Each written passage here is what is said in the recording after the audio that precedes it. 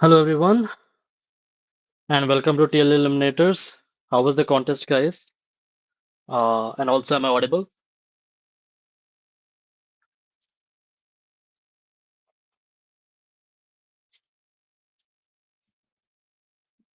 Yeah, E was a bit hard, I guess. Yeah.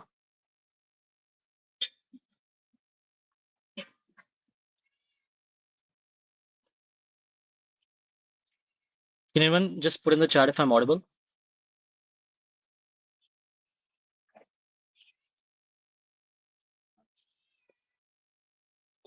Wait, I guess there's some internet issue. Just a minute.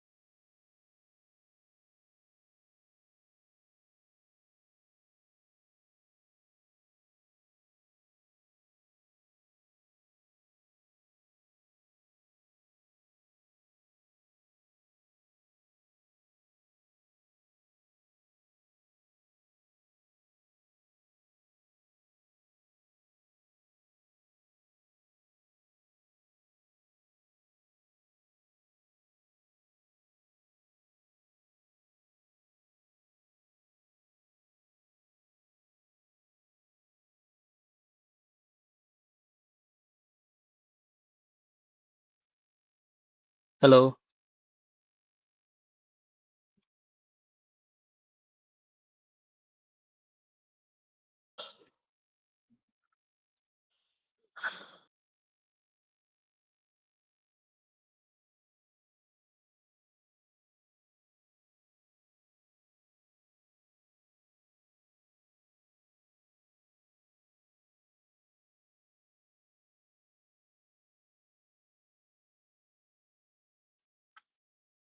Hello.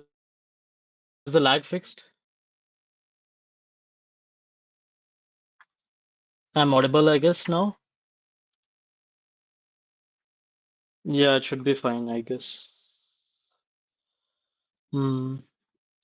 Sorry about that. I guess the internet connection is not great. Anyways, to get started. If you haven't seen them already, do check out our self-paced courses, which are live right now. Right? They're in 4 different levels based on your current, where you're at CP, where you're at your journey, right? So if you're problems like A, B, or C, then maybe TLE level 1 or level 2 is good for you, all right? But meanwhile, if you're in like maybe then maybe level 3, level 4 is more for you. So do check out.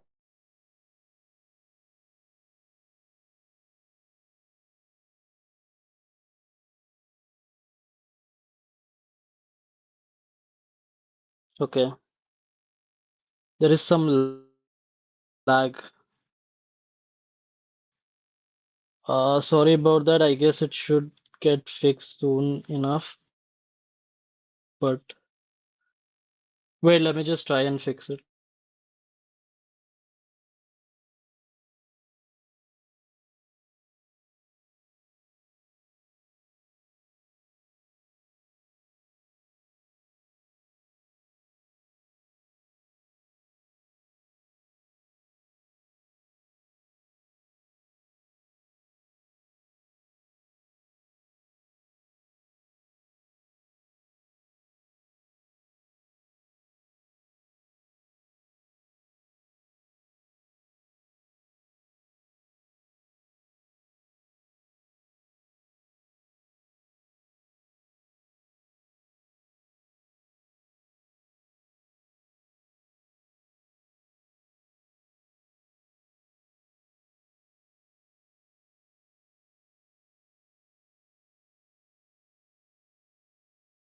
Okay, the lag should be fixed now. Yeah, we'll start now. Sorry about the delay, guys. Uh, okay. Let's start with problem A, only one digit. I'm audible now, right? Yeah. So the first problem is only one digit. You're given an integer x. I suppose everyone would have solved this. You're given an integer x, you must find the smallest non-negative integer y such that the numbers x and y share at least one common digit. In other words, there must be a decimal digit that appears both in x and y. Okay? So what does that mean? Which OS do you use? I use Ubuntu. 24.4, I guess. Yeah. Anyways, so problem A, only one digit, right? So here the question is pretty simple, so I won't spend too much time on it. They're just saying that if you're given a number, let's say your n is 3582, okay? Then you need to find the smallest digit 5, the smallest digit y, such that it shares one digit, okay? Shares one digit. So what are possible values of y? We can see that there are many possible values. We can have, for example, 520 because that shares 5 and that also shares 2, right? So sorry, we can have, so we need to share exactly one digit, right? So maybe 571, right? Because that shares one digit. Similarly, the number 8 also shares exactly one digit, right? And the number 2, that also shares exactly one digit. So we need to find the smallest such number. And it's pretty obvious that the smallest such number, so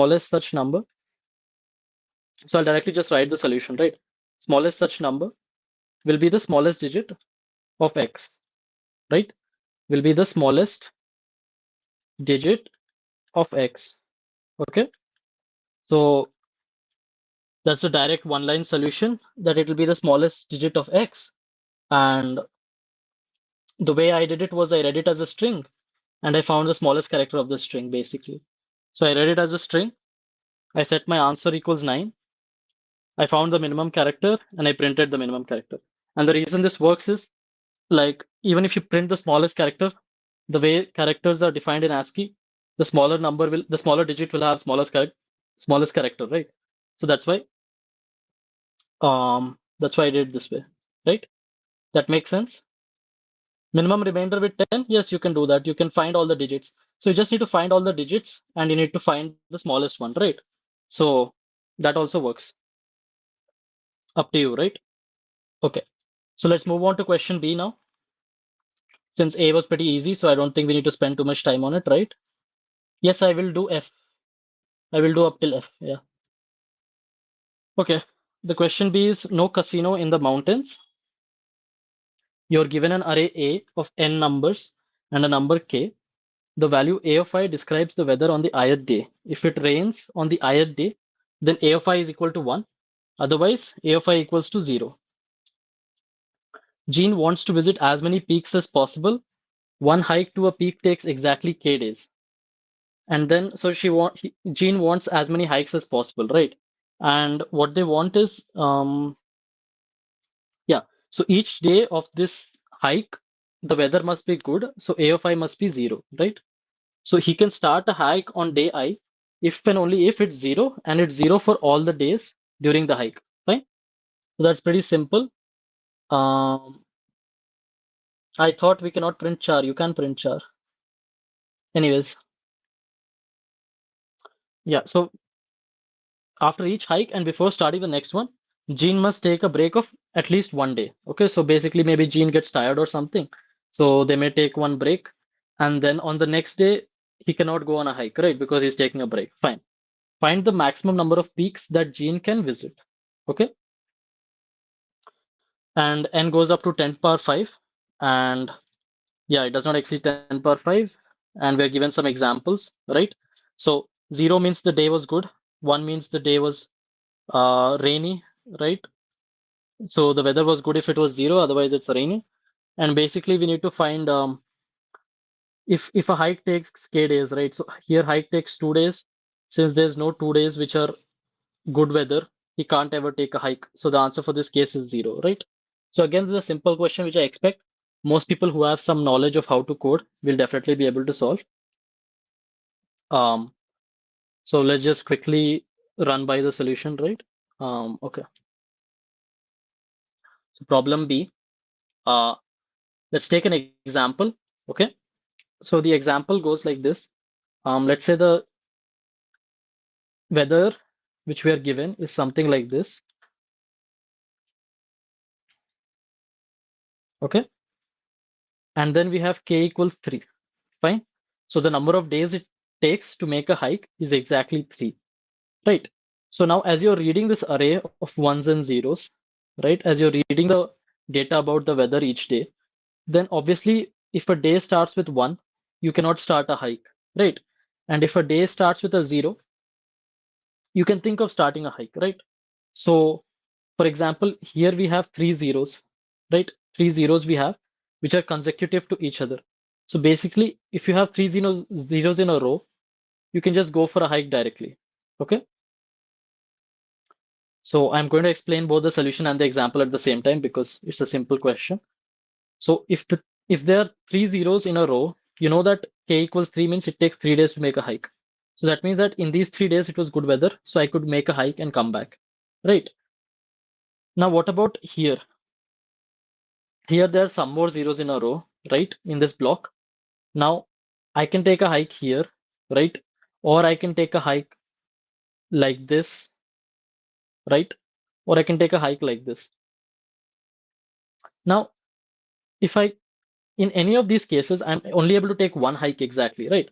So why not I just take the first hike? So I assume that I took this hike. Now, after some more days of rain, um, here I see that I cannot start a hike, right? Because there's exactly 2 good days and I need at least 3 good days to make a hike.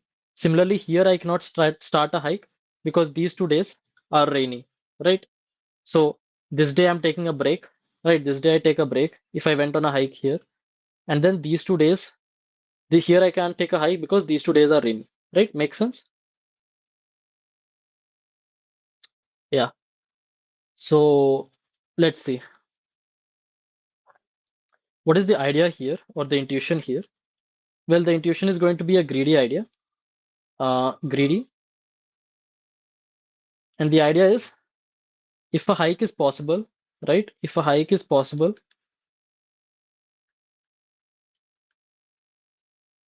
take it or take the earliest hike possible, right? Take the earliest hike possible. Okay. And what does that mean? It means that if I ever have k zeros in a row, I should not wait and I should immediately make a hike immediately. Like I should greedily take the first hike I can get. And the reason for this is, um, the reason for this is basically if I take a hike now, right? If I can take a hike now, like if my current value is 0 and my next k values are also 0. So if I'm at position I, so if s of I up to I plus k is all zeros, right? It is all zeros, k times, right? Then I should take a hike. Then I should take a hike because if I take a hike right now, I get +1 on my number of hikes, right? And I want to maximize my number of hikes. So I get a +1 on the number of hikes. And also what happens is that it's not like I'm affecting my ability later to take hikes, right? Because if I start, let's say I had 4 zeros and I have to start to take a hike of 3 days, right? So if I start here versus I start here, nothing changes, right? So that's why it's best if I take my hike at the start itself. Because what could happen is, let's say this was the situation, right? Let's say there were 7 zeros in a row. Then if I take a hike of 3 days, I take a break, then I can take another hike of 3 days, right? I can take another hike of 3 days. But if I had started taking a hike over here, then I took a break, I will not have enough time to take another hike, right? So therefore, always taking the earliest hike can only improve our answer, right? So that's why it's a greedy strategy, right? Makes sense? Yeah, I would say today's contest was easy, like pretty easy for Div 3, or to be honest, more standard Div 3. Like recently, I think the Div 3s have been harder than they're supposed to be. I think this was balanced. Okay. If you want a hint for F, don't worry, we'll discuss the whole question later, right? So no need to worry. Okay. Now let's discuss how we can implement this. Okay, how how do we implement this? So implementation, right? What we're going to do is we're going to have a counter variable to make sure that we have k zeros before we decide on taking a hike. Okay. So we have a counter variable set to 0. Then for each I from 0 to n or 0 to n minus 1, right? From each I from 0 to n, if a of I is a 0, right? If a of I is a 0, then what we can do is we can increase our counter to say that, okay, we got one more good day, right? Else, we can set our counter to 0 because now this was a bad day, right? So that means if we need to start a new hike, we cannot start like this point is blocking us, right? So we must start a hike after this point itself, right? So we're basically counting how many good days are there, and if k good days are there, we'll take a hike. Okay. So here we have count equals 0 and we have hike equals 0. Fine. Now if the count has become k, if the count has become k, we can increase hike, right? We can increase hike. We can set the count back to 0 because now we have taken a hike, right? And basically we need to skip the next day, right? We need to skip the next day. So we can do an extra I plus plus over here, right? So if we have an extra I plus plus in our for loop, it's going to skip one I, right? So the next day, because we are taking a break, because we are taking a break, because we took a break, we're skipping the next day. Okay. Skip next I. Okay. Does that make sense? That's all. This is the code for the solution. Basically, the idea is we will take the first hike possible. So whenever our counter becomes k on how many zeros we got in a row, then we'll increase the number of hikes we took. We'll set the counter 0 again and do I plus plus. Does that make sense? All right. See, the reason I'm spending much time on easier problems, right, is because there are people who watch this stream who are like, very, very new, who are just starting out, right? And they also need to understand stuff, right? So anyways, time complexity of this approach, I won't waste too much time. I'll just show the code, time complexity, and move on. Okay, time complexity of this approach is O of n because it's only one for loop, right? Makes sense? Okay, let's just see the code quickly and move on. What's that? Binary file. Yeah. So basically it goes like this. We have our array, which we input, our values of n and k. So answer is the number of hikes. Fine. And count is my variable of uh, how many zeros I have consecutively seen. Okay. So, okay, looks like in the code, the way I handled it. So this condition is the exact same. If it's a 0, increase the counter. Otherwise, it's a 1. So we set counter equals 0. If the count is k, we can increase our answer. And the way I've handled it is I've set count equals -1. So this will automatically skip the next, although this is not the greatest approach, but yeah, it will automatically skip the next, uh, like whatever comes next. If it's a 0, it's going to become 0. If it's a 1 also, it's going to become 0 itself. So it's going to automatically skip the next I. But the way we can also do this, we can set count equals 0 and we can do I plus plus, and both these codes will work. Okay. And then finally, we can print the answer. So that's it for B. Any doubts, put it in the chat. Otherwise, we're moving on to the next question. Okay.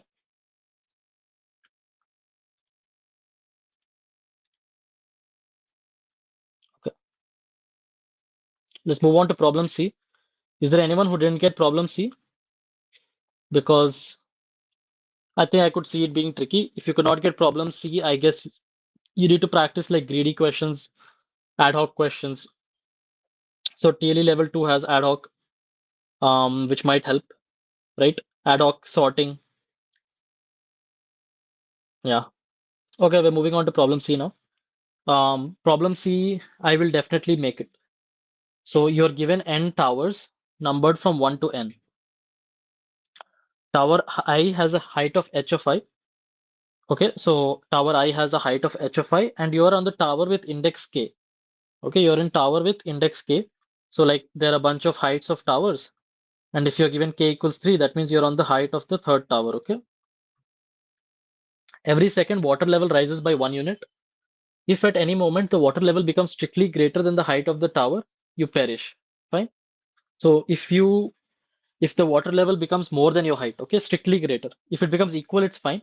If it becomes more, then you perish. Fine. You have magical ability. At any moment X, you can start teleporting from tower I to tower J, which will take absolute value of h of I minus h of j seconds. Okay. So the amount of time it's going to take is the difference between h of I and h of j. And then, so make note of this. So until the moment x plus h of I minus h of j, you will be on tower I. And exactly at that moment, when the teleportation is finished, you will move to tower j. Okay. You can start a new teleportation at the same moment you just arrived at j. So it gives you an example, right?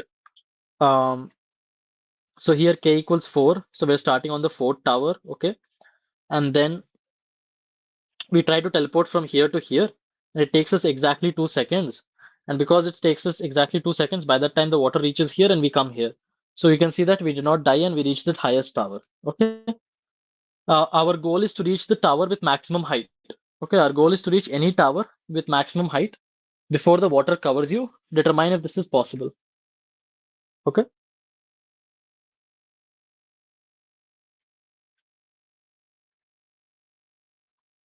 Okay. So C was a sorting ad hoc problem for me, and I will explain my approach on how I did it. Okay. So first, let's try to understand with an example what's going on. Problem C. And let's just take a quick example. Okay. We have a bunch of towers and they have a bunch of heights. Okay. And now the first thing we can note, okay, the first thing we can note is that the order of the towers don't matter, right? Since we're teleporting to towers, the order of the towers doesn't matter in for our question, right? The order of the towers doesn't matter for the question. So I'll draw all the towers in sorted order. Okay. So I think that much should be obvious that the order of the towers don't matter.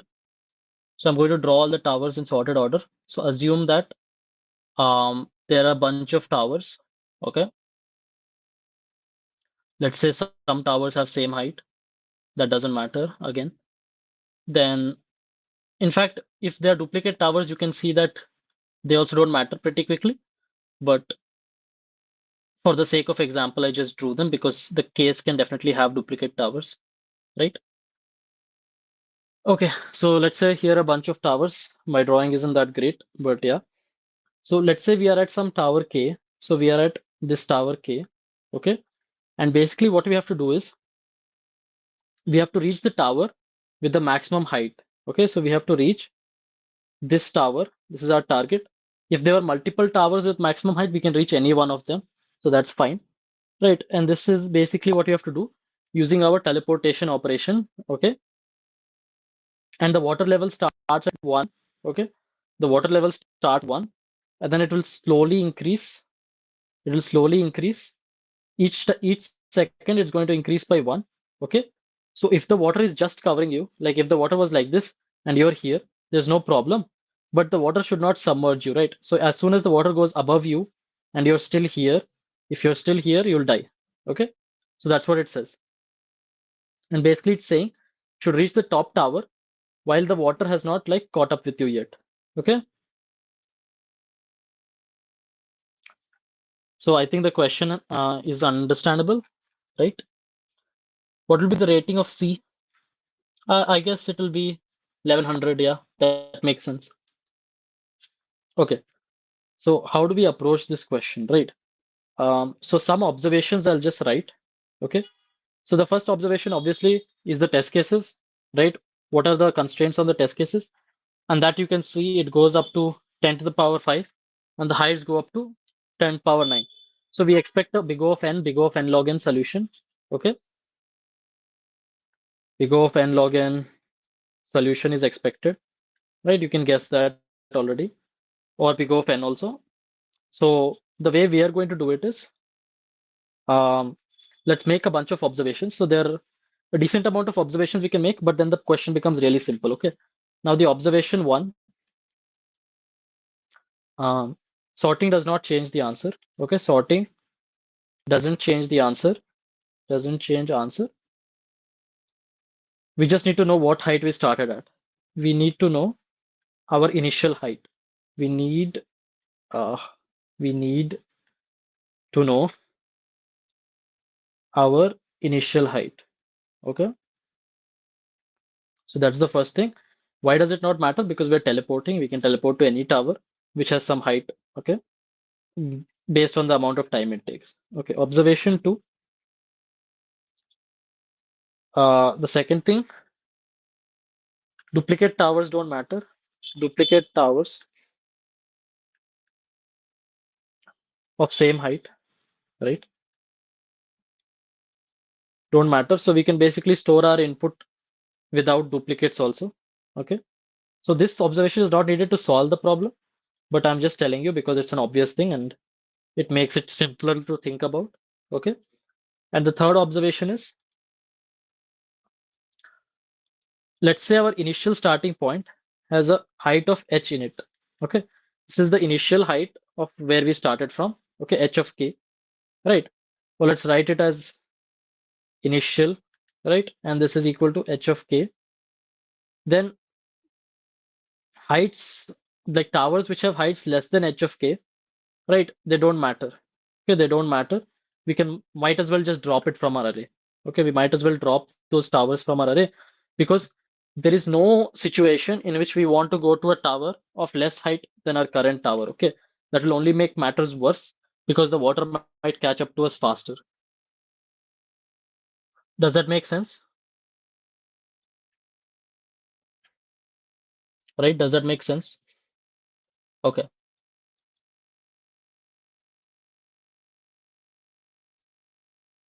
all right. So I guess that makes sense.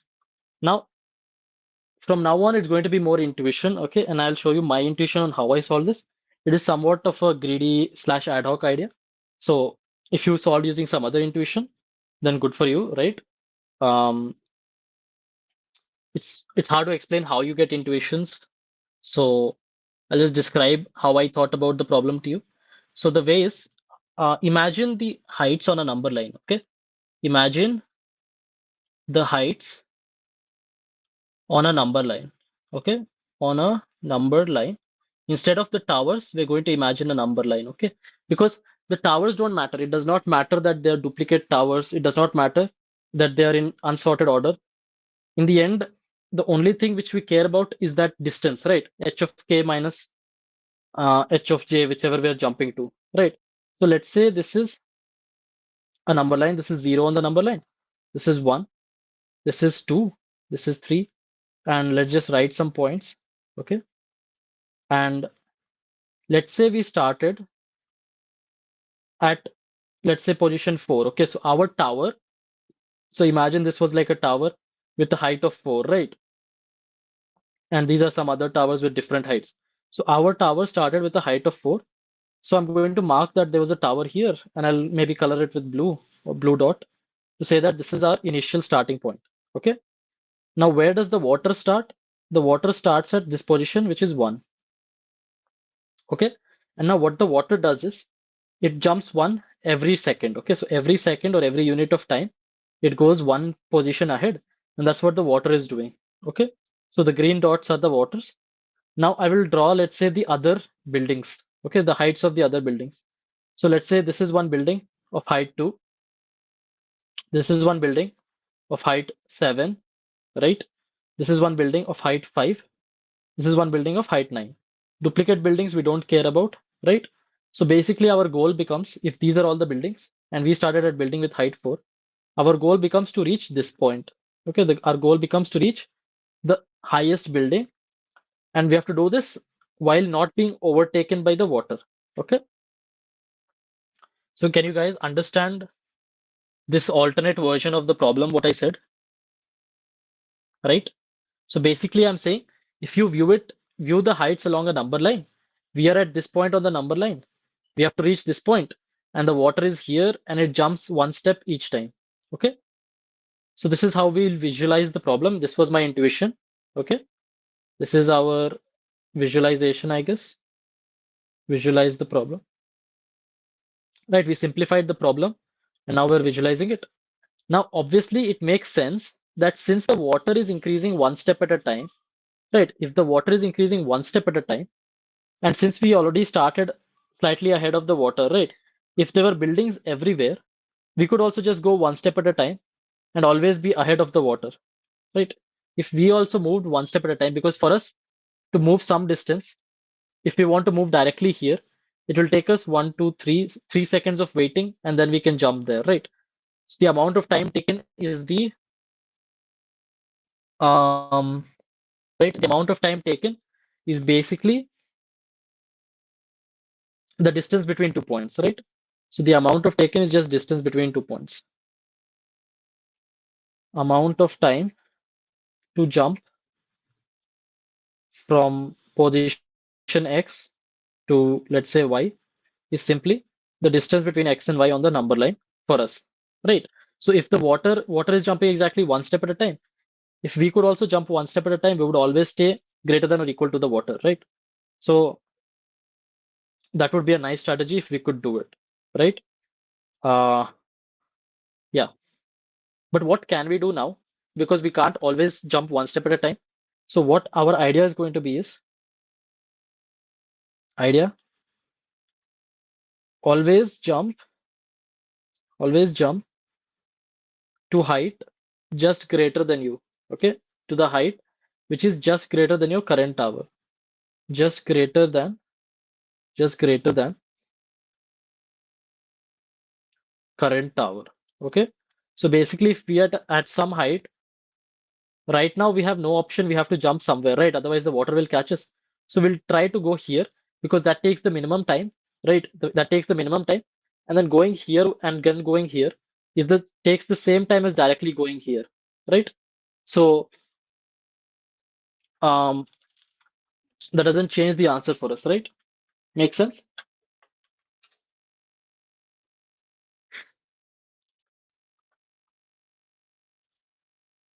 Does that make sense? So the idea is each time we're going to jump to the next tower we can. Okay. So basically, always jump to the tower which has a height just greater than the current tower. Okay. And then what we need to see is when does this work, right? So basically, we want the water to not catch up with us. So one way we can do, we can simply see at each time where the water was, right, and whether it's going to catch up to us or not. But there's another observation we can make. Okay. So at each time we're jumping to a height which is just greater than us, right? So let's say we are here and the water starts here. It's taking one step at a time, right? Then we are jumping to the next crater and next crater at each step, right? Trying to reach the largest one. The interesting thing is, so how long do we wait here? How long do we wait here? And like, so how do I write this observation? So this is going to be a final observation for this problem. Final observation. To jump from height, to jump from height hx to hy. So if we're jumping to some higher tower hy from tower hx, the time taken should be hy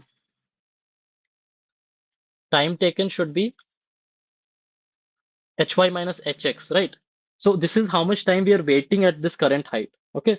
So we are waiting at this current height hx to reach the tower hy. Here's hy. And we're waiting, let's say this was 5. So we're waiting like 5 seconds for this teleportation to happen. Okay. So basically, we want the water to not, in that 5 seconds, come up to here, right? So since the water is starting at 1, right? It's going to go 2, 3, 4, 5, right? So basically, our initial height, okay, our initial height, h of k, right? H of k, if h of y minus h of x, right, is less than or equal to h of k, that means the water cannot catch up to us in that time, right? Because this is how much far away the water is, how far away the water is from us. Okay. The water is from us. Okay. Otherwise, otherwise, if h of y minus h of x is greater than our initial height h of k, then the water will catch up to us, and the answer is no. Okay. So for each of the heights which we are jumping to, we need to make sure that the gap distance is less than or equal to h of k. Okay, and what does this mean? Basically, what this means is we are at some height h of x, right? We are at some height h of x. We need to go to some height h of y. So for this, we are waiting some time equal to h of y minus h of x, right? We're waiting this much time. Now the water, it is exactly starting at position 1 when we had started at position h of k, right? So basically, that is how much time we have to wait for our teleportation to happen, right? If it does not happen in h of k time, then we will get submerged because that's exactly how much advantage we have over the water in the start. Okay, does that make sense? I'll show you the code. It will make more sense then, I guess. Is it okay to use ChatGPT for small implementation? No, because see, you would not be able to do that implementation on your own, right? That's what it means. And second thing, the rules of the contest are like this. You can use code which was written before the contest. You can't use code which has been generated after the contest starts, okay? Because what happens is large language models tend to fix your code also while generating. So yeah, it is not allowed under the Codeforces rules to use ChatGPT. Okay. Like you can use code from websites like Geeks for Geeks as long as they were written from prior to the question. No, D has not begun. We're going to start D very soon. Okay, let's have a quick summary of what we discussed for C. Summary. We can store the heights in a set. Okay. Why am I storing the heights in a set? Because um, we know that duplicates don't matter. So the initial height is h of k, and then store heights greater than or equal to h of k in a set. Okay, in a set.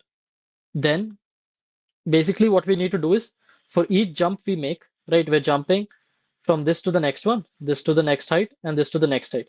So immediately greater height we're jumping to. And all of these should be, in this example, it should be less than equal to 4. The gap should be less than equal to 4. Why? Because the water is exactly 4 steps behind and it should not catch up with us, right? So if we directly try to jump from here to here, it won't work because the water would catch up to us. But by jumping in these steps which are less than 4, the water is always remaining 4 steps behind us, okay? So here's the summary. For each height, it should be uh, less than or equal to previous height plus the initial height. Okay, so each height in the set should be less than or equal to the previous height plus initial height. In that case itself, it will be yes. Even if one fails, the answer will be no. Okay, so that's the idea. Time complexity, because set will sort the elements, right? And any solution would need to sort the elements, I think. The time complexity would be n log n for this. Okay, right? So this is the summary of the problem. And let's have a quick look at the code. Here's the code. We have n and k, and we have our heights. Our initial value is set to a of k.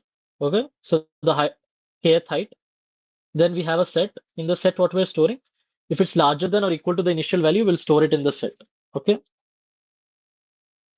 Now our answer is set to true, that it's possible. Our previous value is set to the initial value. Now for each element in the set, because the set is sorted, we're getting them in sorted order, right? So if the difference between the current and the previous is greater than the initial, the answer becomes false, right? Because if the gap is too large, basically it becomes greater than previous height plus initial. If it's ever greater than previous height plus the initial gap which we had, the answer is no. Otherwise, the answer is yes. Okay. So if x minus previous height is greater than initial, answer becomes false. Otherwise, we continue and check everything. This is just setting the previous height as the current height for the next iteration of this loop. Okay. Then in the end, we print yes or no based on whether our answer is still true or not. Okay.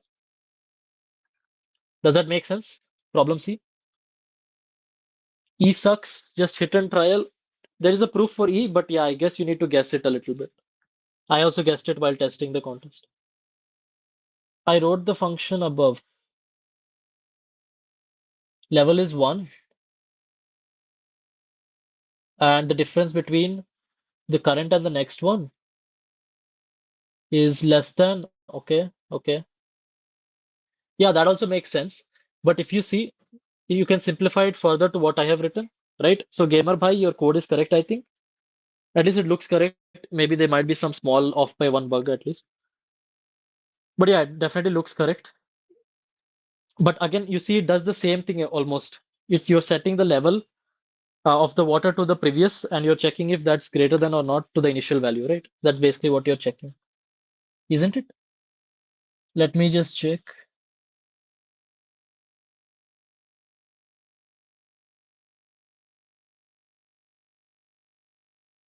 What is IND in your code? I do not understand what IND is doing here.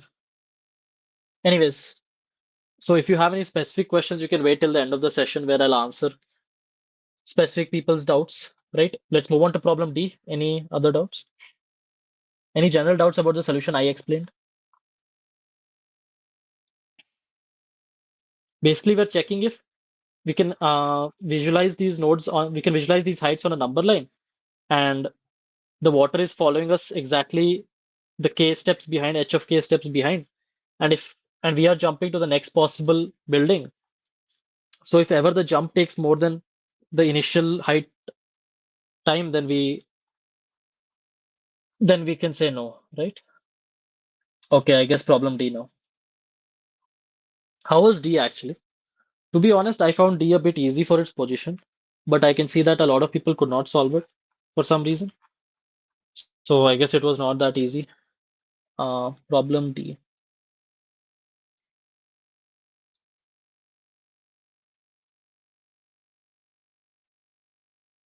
You tried BFS, I see.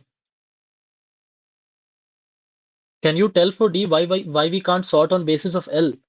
I did sort on basis of L, so I do not know why you're saying that. Okay. Actually, during testing, I wrote that D was easier than C and they should swap the order, but clearly it was not, I think. Huh. Anyways,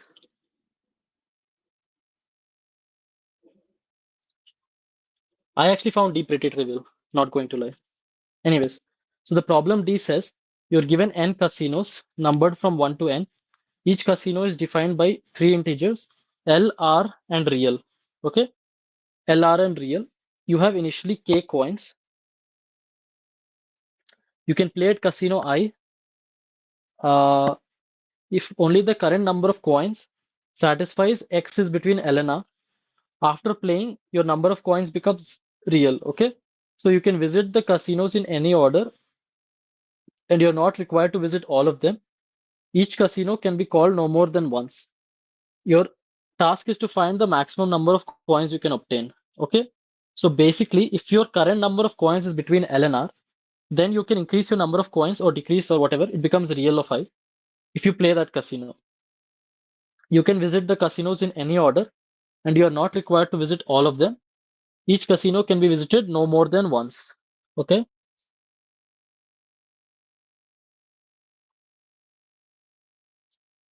Okay, maybe D was actually tricky. But I think this is a very like standard-ish question. Like this kind of greedy idea you see a lot in CSCS problem set especially. So I think maybe that's why there were a lot of solves. Obviously, nowadays there's a lot of cheating, so the number of solves will be inflated usually by like 1k, 2k extra. But yeah, okay. So let us take a simple test case and see what happens.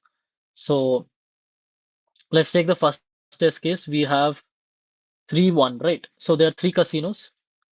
Three casinos. So let's write the example here. Three casinos, and we have initial number of coins. Initial number of coins is equal to 1. Okay.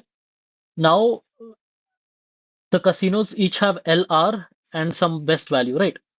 So then there is one casino which goes from 2, 3, and its value is 3. This is the real value, right? So this is the first casino, casino number 1. Then the casino number 2, its values go from 1, 2. So it accepts values from 1, 2, and it changes your value to 2. Okay. Then the third casino, then the third casino, its values goes from 3 to 10, and it changes your value to 10. Okay, right.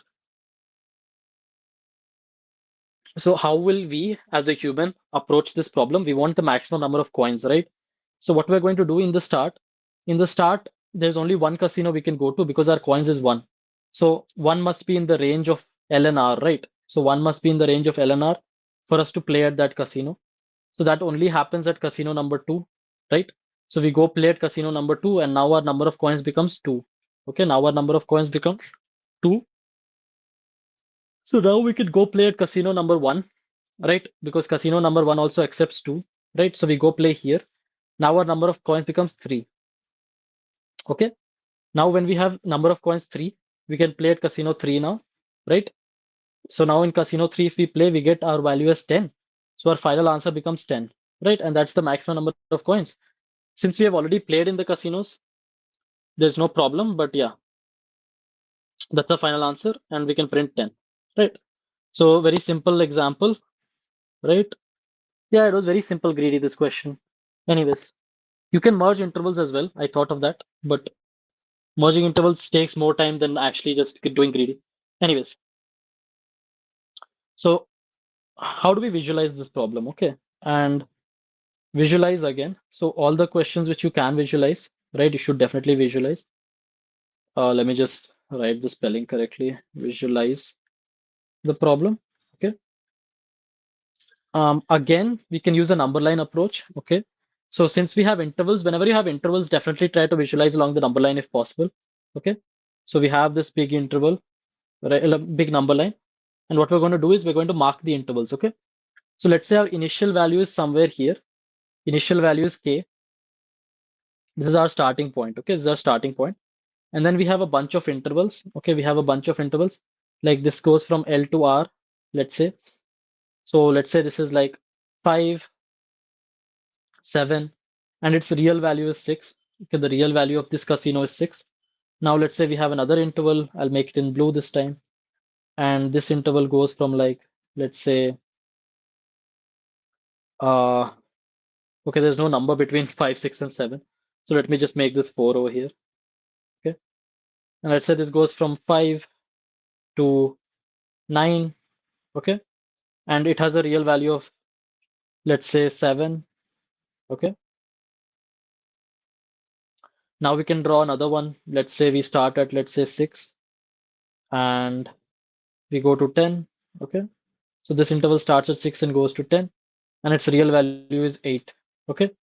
Now we have another interval, which let's say starts at 1 and goes to 5. Okay. It starts at 1, goes to 5, and its real value is 4, let's say. Okay. Its real value is 4. Okay. So can you get the number line visualization? We have a bunch of intervals which have a point LR and the real value is always between L and R. That is also clear. Okay. Yeah, the real value is between L and R, and that is a very important thing which you should see. Okay. The real of I is between L and R, Li and Ri. Right? That makes the problem much simpler. Yeah. Okay. So now what the idea will be, right? Think about what the idea could be, right? I am at my current starting position. In fact, I'm going to write the idea directly itself. So I am at my current starting position here. Okay, I'm here. What should I do best? What if I take the orange interval? Okay, if I take the orange interval, I'm just going to decrease my value, right? I'm just going to decrease my value.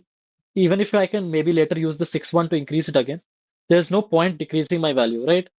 There is no point decreasing my current value because anyways, I want to maximize it. So if there will exist some path to some larger value if I'm decreasing it, right? Otherwise, it makes no sense. But the thing is, why do I need to go to 4, then go to 6? If because I can directly go to 6, right?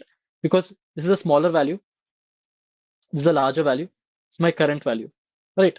So there is no point going to a smaller value because if from a smaller I can go to a larger, that means it overlaps with this point as well, right? So I can directly go to a larger value. Does that make sense? There is no point in going to smaller values. Observation 1. Never go to smaller values because there's no point. If that works out and gives you the same answer, or it'll give you a worse answer. Okay, so never go to smaller values of coin. Okay, and this is our observation one, and we can say that this is a greedy strategy, right? Greedy strategy. We're trying to maximize our answer. Does that make sense, guys? Yeah. Now the second thing, we want to go to larger values, right? So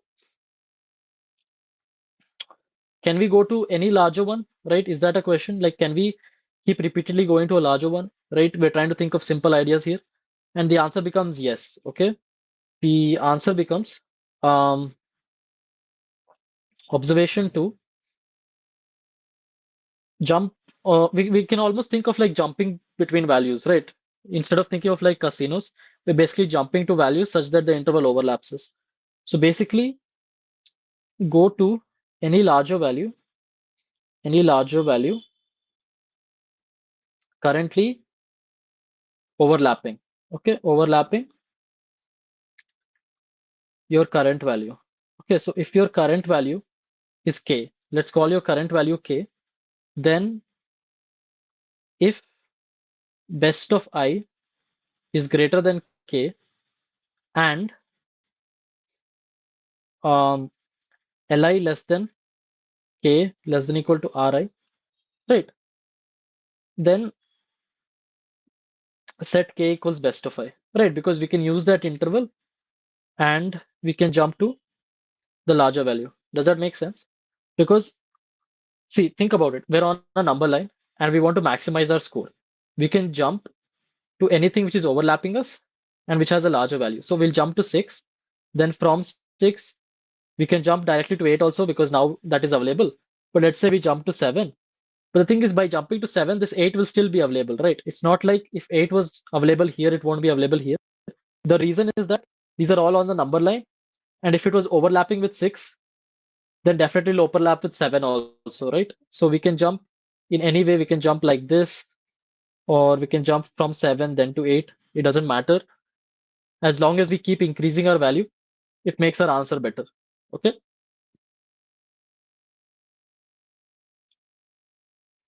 Yeah.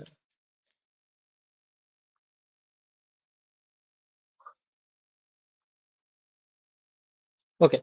So now what is our solution? So I think we're ready almost to write the solution.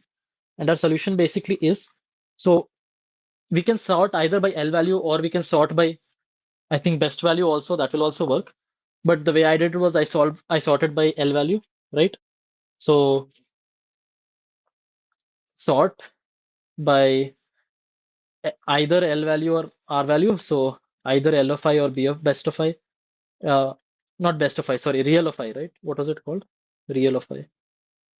Sorry if for my terminology, guys. I don't keep track of that stuff that well. Okay. Yeah. Yeah. So sort by either L of I or real of I. It really doesn't matter what you're sorting by, right? Because each time we just want to see if we can make a jump, we'll just make a jump directly. So it doesn't really matter. Okay. The way I did it was sort by L of I. You can show that both ways work. Okay. Still not clear. I'll explain the pseudocode. I think it should become clear, Gurika.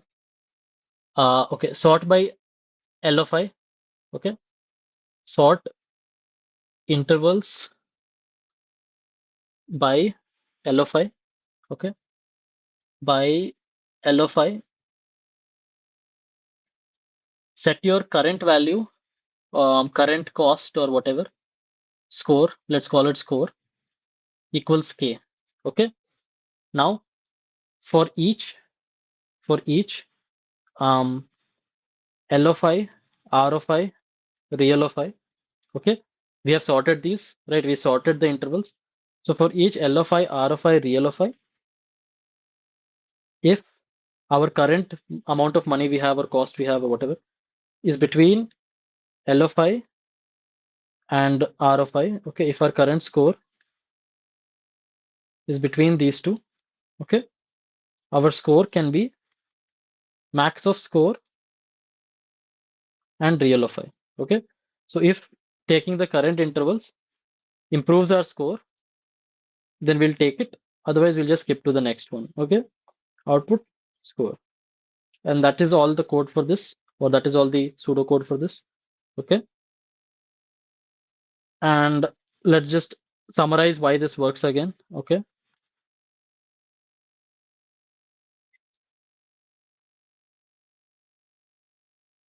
Okay. The reason this works is because, first of all, the value of real of I is always between left left point and right point, right?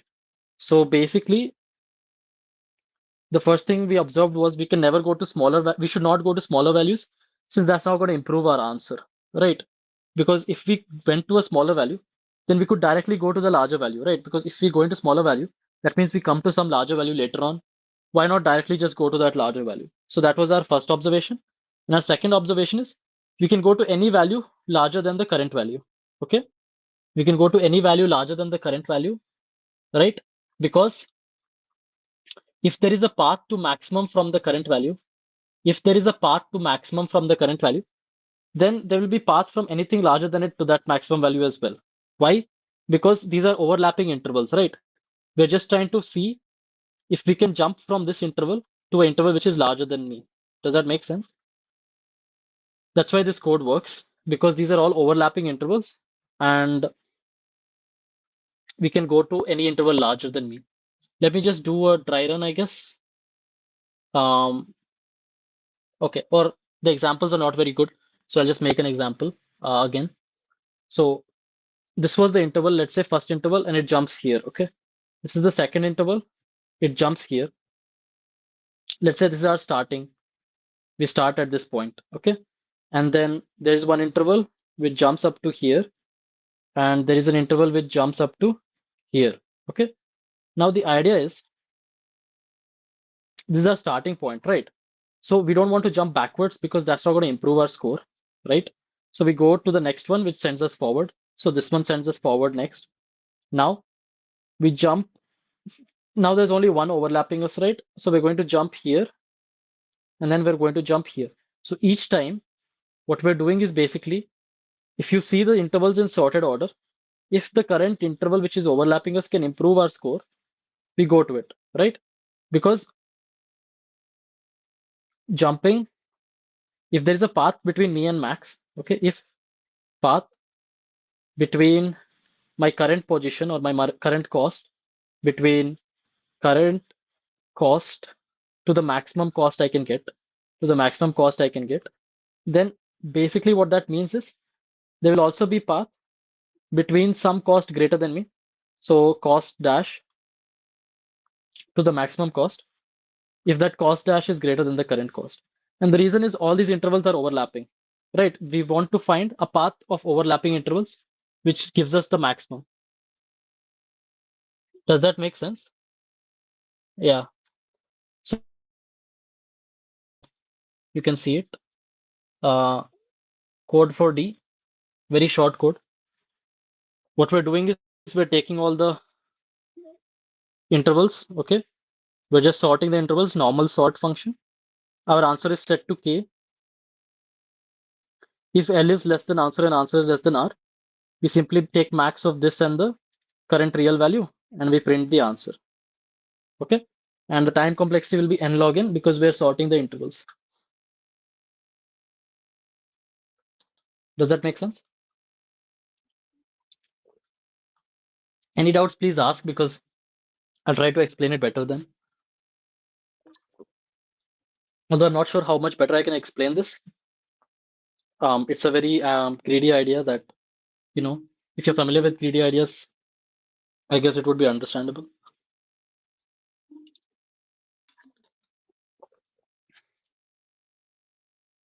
Because the main thing is that these intervals, the real of I value is between L of I and R of I.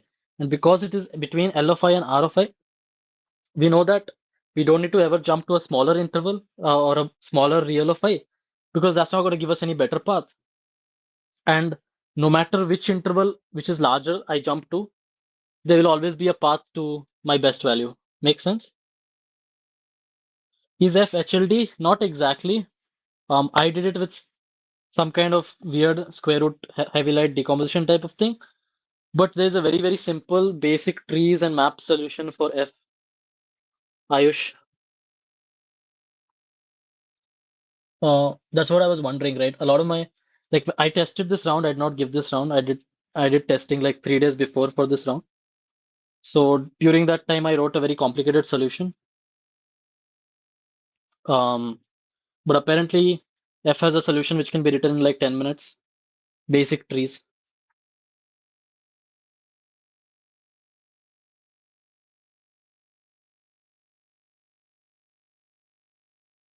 Okay. All right, let's move on to E. Everyone ready to move on to E?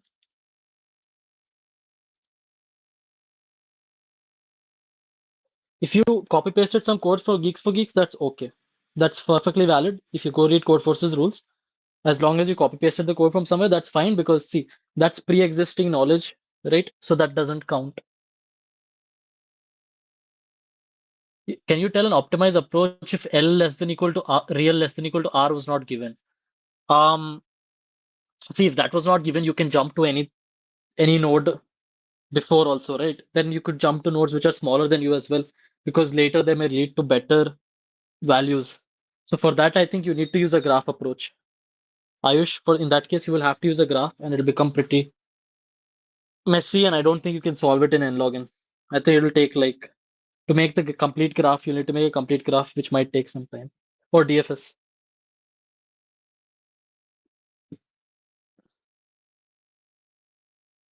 It's crazy how many people solve problem E. True. I would expect maybe 4,000 solves, not 6,000, but yeah. It was it was okay. Like E was not that hard as well. Not going to lie. Okay.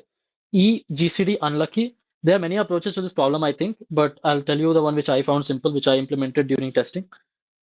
Two arrays P and S of length n are given, where P is the prefix GCD, S is the suffix GCD. Okay.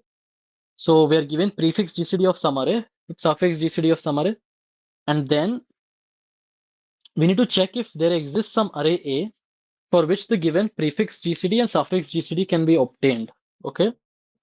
We need to check if there exists some array A such that the prefix GCD and the suffix GCD can be obtained. Does that make sense? Okay. N goes up to 10 power 5 and usual-ish constraints again. Okay.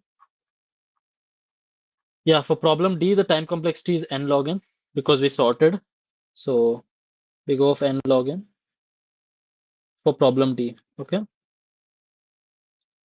Let's go to problem E now. Okay. So let me just summarize the problem real quick. Okay. Uh, we are given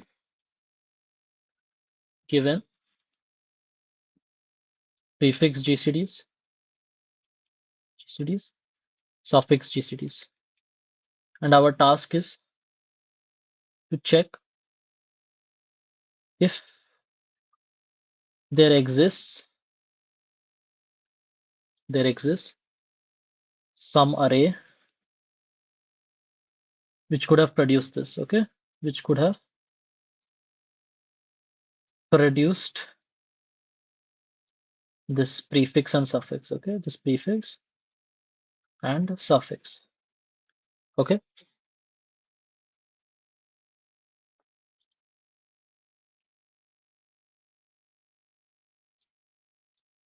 A CM says E was easy, so it was. Yeah, I mean, obviously that's not my opinion will not be that representative, but I can say that even experts and specialists, most of them who tested could have solved E. So for a specialist, E is definitely doable. For pupil and below, I can say E could be something which they may or may not solve. Was this round on an easier side? I guess. At least previous Div 3s were harder, I think. Anyways, there are many approaches. I'll describe the one I took. It was a slight guess as well when I originally did it, but the proof is like I know the proof. I know the proof, but yeah, some amount of intuition is required for this question. So let's discuss with an example. Example, and our example is, let's say, 6. So the array has size 6. This is the prefix. The prefix is 72, 24, 3, 3, 3, 3. Okay. And the suffix goes 144, 12, 6, 3, again 3, 3. Right. So this is our prefix and suffix array. Okay. So now an interesting thing about the prefix and suffix array is that we're taking GCDs, right? So this first element and last element, that will be already given, like that is the same as the first element and last element of the original array. Okay, that makes sense. The first and last element will be the same as the first and last element of the original array, right? Now after this, we can see that the GCD operation is happening, right? So whatever common factors were like removed over here, like those common factors are getting removed, right? For example, um, if like this was 72 and this was like some number which is 24 times 17, right? So then basically what happened was this 17 was not a factor of 72, so it got removed.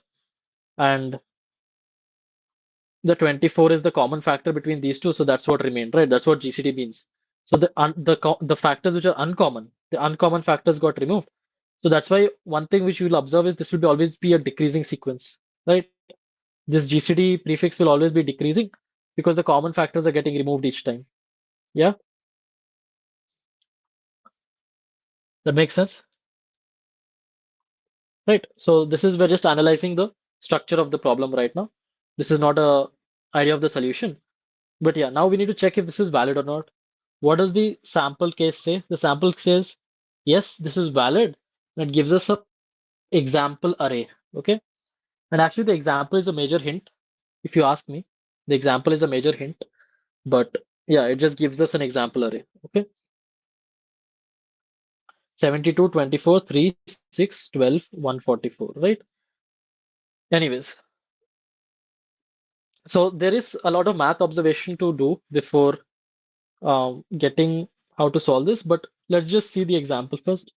So the array they gave us was 72, 24, 3, 6, 12, and 144, right? Now, if you take prefix of this, okay, these two have GCD 24, so this much matches. These will have GCD 3, so this matches, this matches, this matches, everything matches, okay? Now, if we go from the back, 144 and 12, the GCD is 12. Then with 6, the GCD becomes 6. With 3, it becomes 3. Then everything is 3 onwards, right? So the examples don't tell us much, but yeah, we can see how the question works at least, right? Okay. So after some playing around, right, this is problem E, so you cannot expect any direct observations. After some playing around, you may come across this observation, and I'll write this as observation 1. Okay. Observation 1, each element, each element of A of I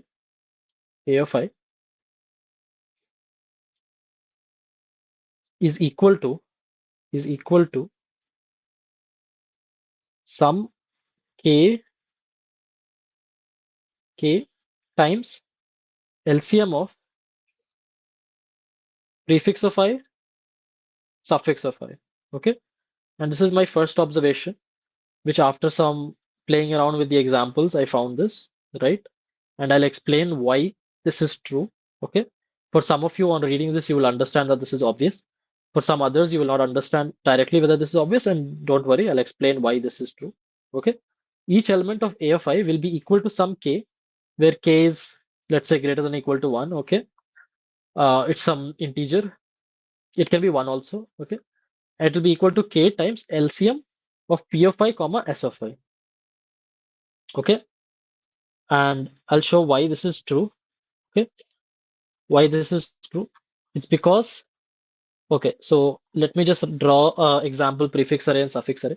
So I have prefix 1, prefix 2, prefix 3, so on, prefix I, prefix n. Okay, similarly, I have suffix 1, suffix 2, suffix 3, suffix I, suffix n, right? And these are my two arrays. Now, if I think of A of I, which is at this position, okay, so because we know that the GCD, sorry, we know that the GCD from 1 to I, okay, so we know that GCD of P1, P2, all the way till Pi, okay, sorry, GCD of A1, A2, all the way till AI, A1, A2, all the way till AI is equal to Pi, right? We know that this whole thing is GCD is equal to Pi. So that means that A of I is divisible by Pi. Okay, so A of I will be divisible by Pi, right? So this gives us the information that A of I must be divisible by P of I. Okay, and this is the first fact we have, that whatever value of A of I was there, it must have been divisible by P of I. Okay, so that much makes sense.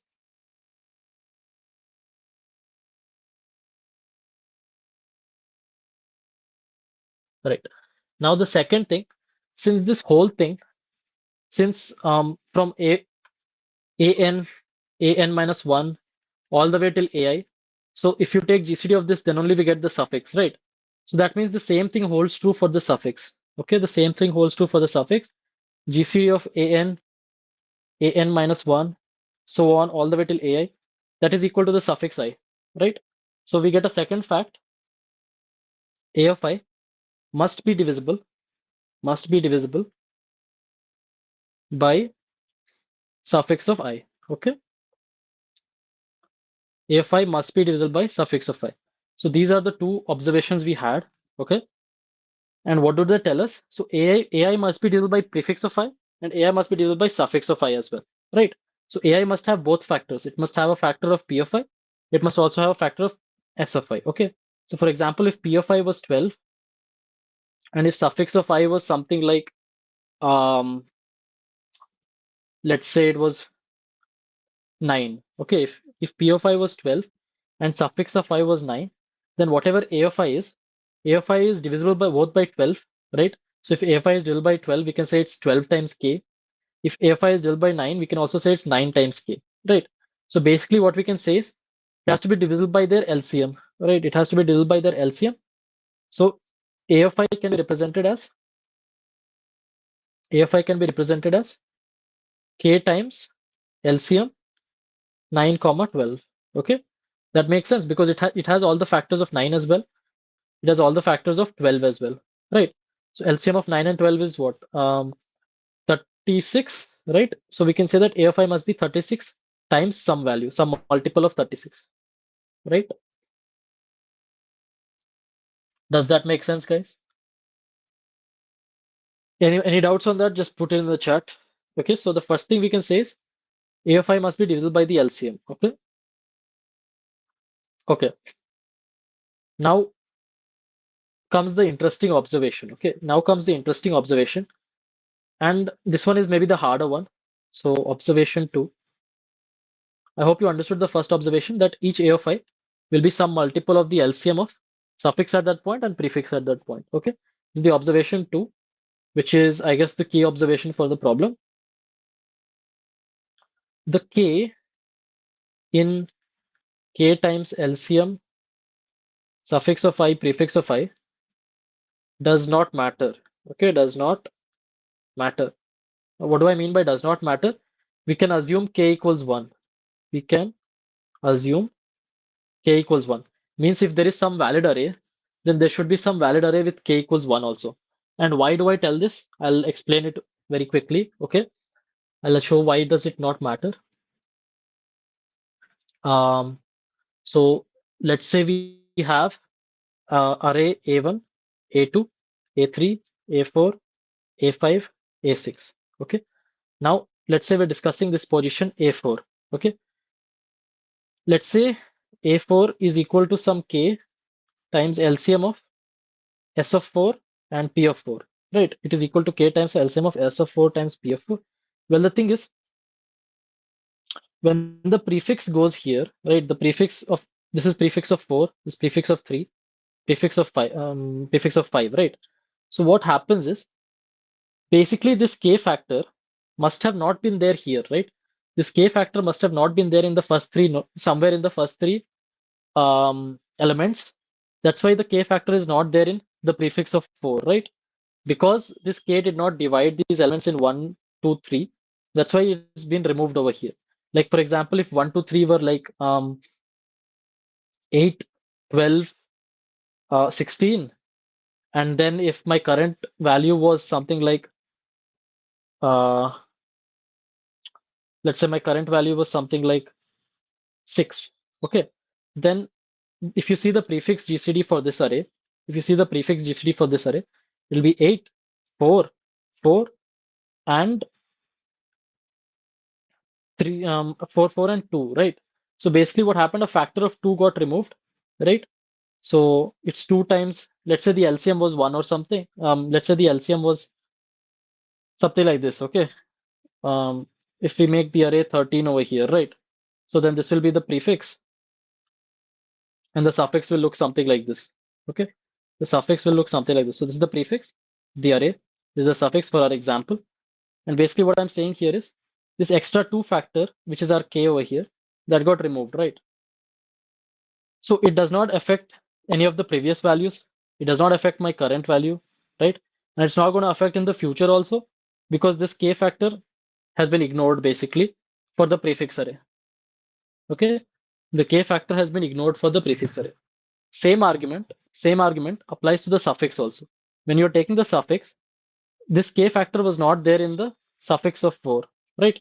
If we had suffix of 4, suffix of 5, suffix of 6, so it must mean that this k did not appear in these two, right? So that's why this k factor got removed. Either it did not appear here or it got removed somewhere, right? So this k factor basically is not needed. So maybe my example was not the greatest. Sorry, this will be 3. Sorry, this should be 3, right? K will be 3 in this example. Yeah. So basically this 3 factor was not there ever before, right? So that's why that factor is kind of ignored as we move on, right? So for our purpose, we can assume k equals 1, okay? We can assume k equals 1, and the intuition for this is it does not affect all the values before, it does not affect all the values later for either p of I or suffix of I, okay? You can assume k equals 1 for it does not affect it does not affect values of p or s or any values in the array, in fact, because that is just an extra factor, right? So we know that each a of I, we know that each a of I, so let's just write a recap. We know each a of I is of the form k times LCM p of I s of I, okay? And second thing we know is we know that the k value, the k value which is above here, does not have any effect on prefix array, on p array, or suffix array, or suffix array. And it might take some examples to convince you for this. So please maybe try out some examples, or maybe try thinking why this is true, right? The k value does not affect the prefix array or the suffix array because that factor simply wasn't there in this, right? So the effect would be same if we remove 3 from here. If this 3k, this 6 has this extra factor of 3, which is being ignored, right? So even if this was not 3, if this was 2, nothing would change for the answer, right? So basically,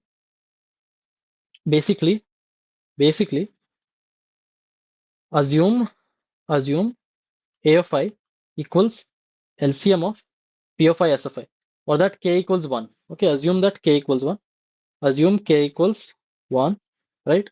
And a of I is equal to the LCM of p of I and s of I, and check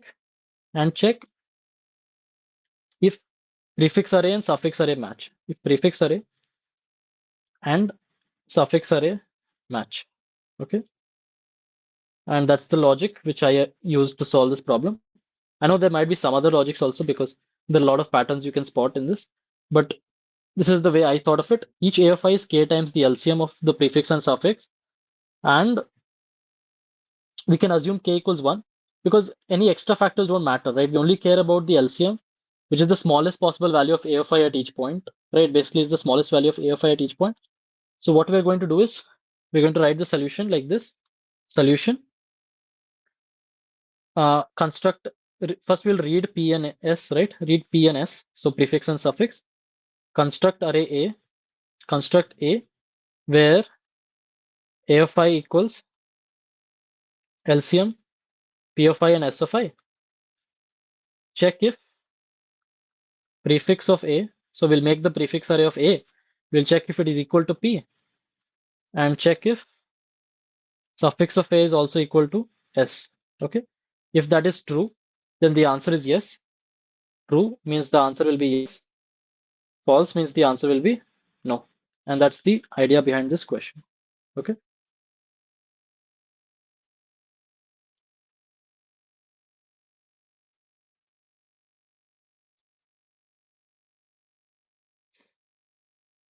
So for that, GCD of P of I S of I plus 1 equals to,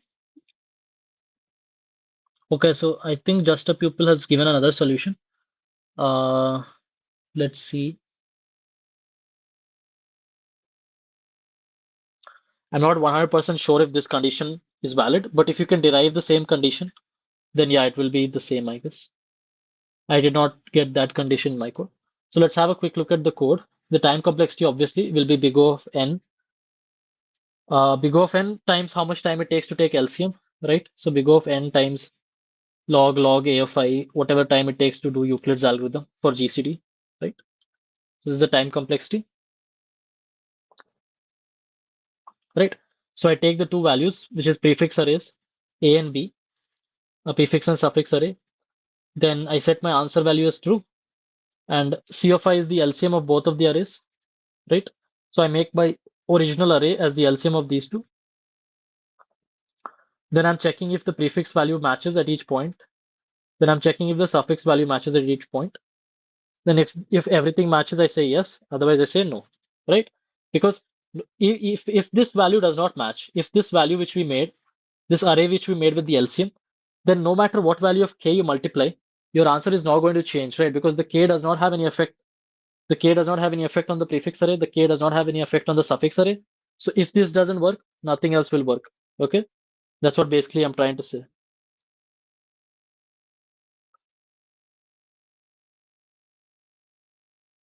Make sense? Okay, any doubts, please put it in the chat now. Otherwise, we'll start discussing F soon. Okay, any doubts, put it in the chat. For problem E.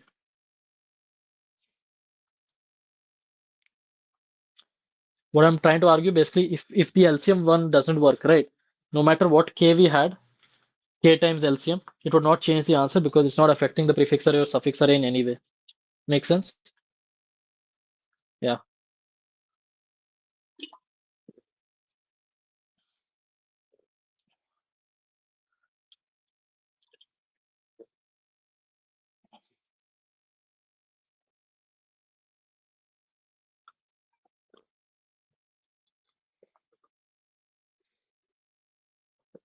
Okay. So for F, I am unfortunate, and for I can't do G because I'll be discussing up to F. Sorry about that, Balakrishna. Anyways, for F, so before I start, I want to tell something. This might not be the greatest thing to tell, but my solution was unnecessarily complicated. Okay. Problem F. Okay. My solution was unnecessarily complicated for the problem. Okay. I'll just write it here itself. My solution was unnecessarily complicated. Okay. So First, I'll explain the simple solution. Okay, I'll explain the simple solution. Then second thing I'll do is I'll explain the more complicated solution which I wrote. Okay, explain the complicated solution. And I'll show you my code as well and show my code. Okay. For the simple solution, I'll just give pseudocode since I have not written the code out for that right now. Okay. So that's how we're going to do this problem. I hope that's fine. Yeah. So the way I optimized, right, I did a very like more advanced concept, I think, to optimize the problem. And that's why the code became very long and messy as well. But my friend solved it very simply. So I'm basically going to be telling his solution right now. Okay. Right. Let's go read the question.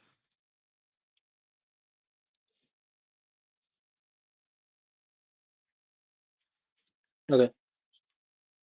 Problem statement has been changed. Something small, doesn't matter. Okay. Given a tree with n vertices, each vertex has an initial color of A of I. Each edge of the tree is defined by three numbers, U of I, V of I, and C of I, where U and V of I are the endpoints of the edge, and C of I is the edge parameter, or we'll call it cost. Fine. The cost of the edge is defined. If the colors U of I and V of I are same, then the cost is zero. Otherwise, the cost is C of I. Fine. So I'm going to use cost parameter and cost, edge parameter and cost interchangeably. Okay, so cost will be C of I. And if the colors are the same, the cost is going to become zero. That we can just note in our head. Okay. You are given Q queries. Each query has the form repaint vertex V to color X. Okay, so each query is like this. Take some vertex V and change it to color X. Now the queries depend on each other. That means after each query, the previous queries changes will be preserved. Okay. So after each query, the previous queries changes will be preserved.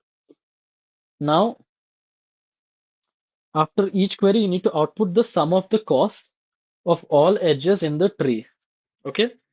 After each query, you need to output the sum of the cost of each edge in the tree. Okay.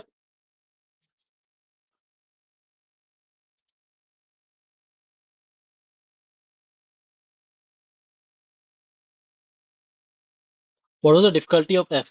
I think it will be easily 1600 plus, definitely. For me, it felt like a 1900 almost because I did not get the simple idea. So maybe let's see how many solves it got. It got, I think, during the contest like 1,000 solves. So I think 1800 is fair. For me personally, 1800 is fair. I think C-list ratings will not be there yet. So okay, yeah. So let's take an example and understand the problem. Okay. So we'll just follow the first example itself and we'll see what the problem does and how to think about it. Okay, not the first example, too simple. Let's take the second example. So what does it say? Input format NQ. So number of queries is 3, number of nodes is 2, and A of I specifies the initial color of vertex. Okay, so we have two nodes, both have color 1 in the start. Okay, so two nodes. So most probably the graph will just look like this only, right? So these are the two nodes. This is a tree, right? So two nodes. First node has a color 1, so let's make that orange. And the second node has a color 1, so I'll make that orange as well. Okay. Now there is an edge between 1 and 2 with the cost of 10. Okay. But because they have the same color right now, total edge cost will be 0 right now because this does not get counted since they have the same color. Okay. Now in the first query, I change the color of node 1. So first query is 1, 2, right? So that means change the color of node 1 to color 2. So let me represent that with like blue or something. Okay, so I'll represent that with blue. And then this node becomes blue in color. Okay, this node becomes blue in color. Okay, so now what happens? Because these two are different colors, this cost of 10, it will be counted. Okay, This cost of 10 will be counted. So the total cost of all edges is now 10. Fine. So that's what our question is basically. Then again, let's say I change this to color 2, or let's say there was some query which changed this to color 2. Then both would become blue color. They both would become the same color too, and they would both become blue color. So I can say that the total cost becomes 0 again, because then we'll not count this edge. Okay, so that's basically the question. Um, yeah. So first thing, first simplification before we get into the solution.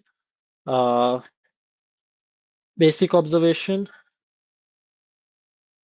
we can define a value sum, okay? Sum, which is the sum of values of all edges, okay? So sum of values of all C of I for all edges 0 to n minus 1, right? And the way we can find our answer is basically our answer for each query will basically be sum minus cost of the edges with same values. Cost of edges with same colors for the nodes, with same colors for the nodes. Okay, so that will be how we're going to print the answers for each queries. It's like a basic observation to simplify the problem a little bit, right? So instead of tracking the sum each time, we're just gonna like instead of trying to compute the whole sum each time, we're gonna have the sum of the whole thing and we'll subtract the ones which are having the same color, right? So we just need to keep track of what are the values which have the same color. Make sense?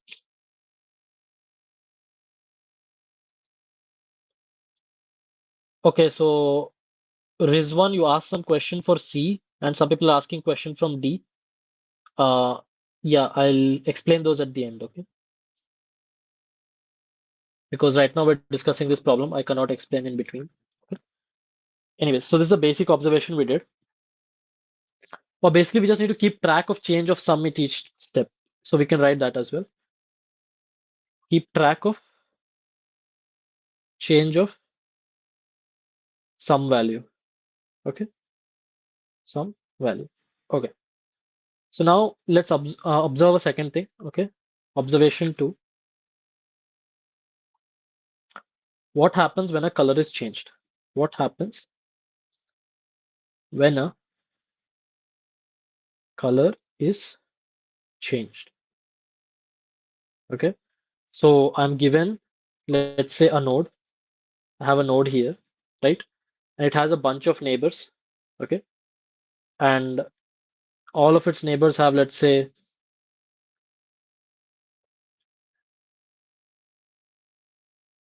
some colors. Okay, so let's say this one has a color of orange, this one has a color of blue, right? And let's say there are a lot of colors, there's pink, there's stuff, right? And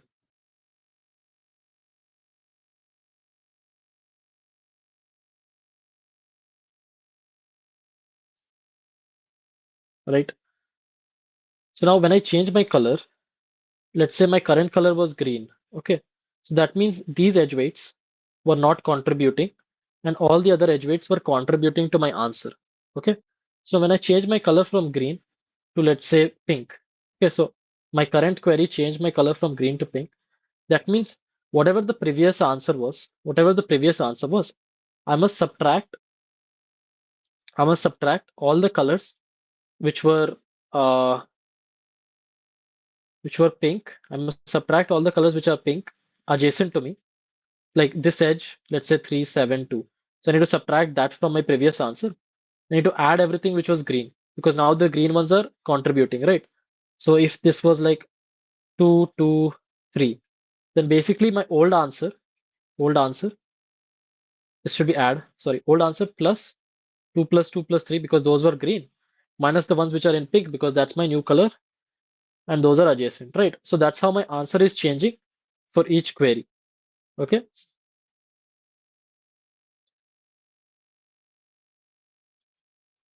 Does that make sense? Okay. Guys, I'll make justification for your test case if you want. Uh, After this question, okay? Not in between. It'll take only maybe 10, 20 minutes more to explain this question. So Don't worry too much about it. Okay. So now my idea was like, how do we, so basically the way we have to do it is we need to somehow find out how many pink neighbors, how many green neighbors, etc. I have, right? And I need to do this in such a way, I do this in such a way um, that I don't do too many updates, that I don't do too many updates, okay? Too many updates, right? I need to find some way to do this so that I don't do too many updates. What does that mean? Basically, um, my idea was, so my first idea, which many people will have, is store for each node, for each node in a map, okay? In a map, uh, for every color, for every color CO5 adjacent to my node, adjacent to my node. Okay, color is not CO5, color is AFI. Sorry about that. So in our problem, color is written as AFI. So for every color AFI adjacent to my node, sum of values of AFI. Okay, what does this mean? It means basically, for example, these pink ones are there, right? So for my current node, I will have the sum of all the values for the pink nodes, right? So all I need to do is simply to answer minus equal to map of my current vertex, pink color, and then my second part I can do is answer plus equal to map of current vertex plus green color, right? So that's all I need to do, and I can get my answer immediately for the current node, okay? So this is the basic idea for this, but then how do we improve on this solution, okay? Like the thing is, you will think, okay, this might give you a problem with time complexity. And why is this giving a problem with time complexity? Because we need to update the maps of the other nodes, okay? So basically, if I am adjacent to, let's say, some K nodes, which are all pink, okay? K nodes, all pink, okay? So then, although I found the answer for this very fast, if I change this from green to pink, I found the answer very fast. But then each of these have maps, right? Each of these have maps. Each of these will have a map, right? Each of these will also have a map, and we need to change the values in all those maps, right? So each node has a map. We need to change the values for all the nodes in all the maps, right?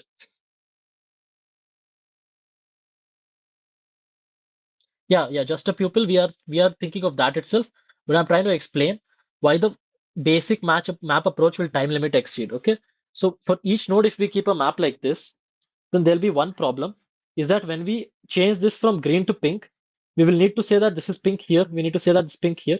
So for all the nodes adjacent to me, for all nodes adjacent to current node, I will need to I will need to update their maps. Otherwise, if I do an update on them, their answer will become wrong, right? If I don't update their maps. So I need to update their maps. So even though for my current node, even though for my current node, okay, even though for my current node, I found the answer. I found the answer in big O of accessing a map. So accessing map is just log n, right? So I found the answer in big O of log n itself, but I might need to update big O of m maps, right? Because there can be m edges. So from this node, there can be m edges. So I need to do big O of m updates, right? So the total time complexity become q times m, which is too much. Okay, this time complexity is too much. Okay, so if I do naive method, naive method, for each node keep a map. For each node keep map of adjacent nodes of same color, of adjacent nodes of same color. Okay, then this will TLE. Each operation can be answered very quickly. It can be answered in O of 1 also if you use unordered map. Okay, each operation can be answered in O of 1 if you use unordered map. Okay, so but the thing is, we need to update all the maps, right? We need to update the maps of adjacent nodes. So update maps of adjacent nodes, and this will take you a long time. This will take you how many adjacent nodes are there, which can be up to O of M. So this will be per query. Okay, per query. And that is why this approach, naive approach, will become big O of Q times M. I'll give you TLE. Okay.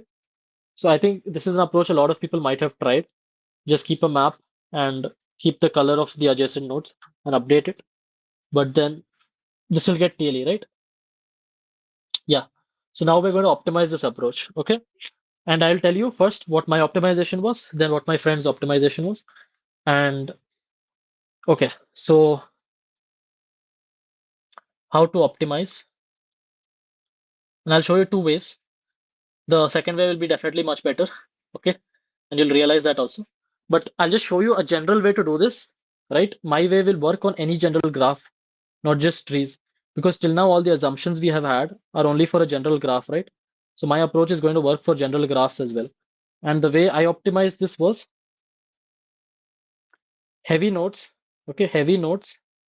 I'm going to call heavy nodes as nodes which have more than square root of n neighbors. Okay, so heavy nodes are nodes which have more than square root of n neighbors. Okay, and light nodes are nodes which have. So this is an advanced concept called square root decomposition. Okay, I am decomposing the graph or the tree into two nodes, one which have more neighbors and one which have less neighbors. Okay, and I'll explain why I'm doing this. But I think some of you might have gotten the idea why I'm doing this. So heavy nodes are nodes which have more than square root of n neighbors. Light nodes are nodes which have less than square root of n neighbors. Okay, fine.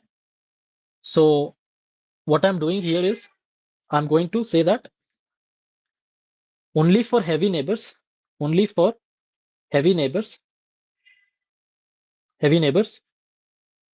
keep a map. Okay, keep the maps same as before.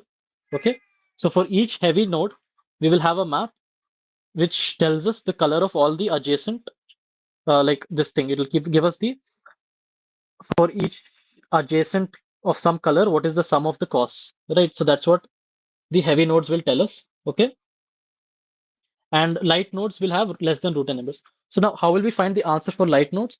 Well, for light nodes, we'll directly check all of its adjacent values. We'll check their colors and we'll give the output. Okay, so for light nodes, just check all neighbors, just check all the neighbors and print the answer.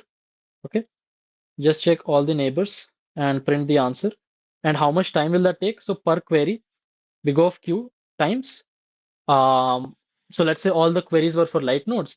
So then each query will take us big O of root n time, because we have to go through each neighbor and give us the answer, right?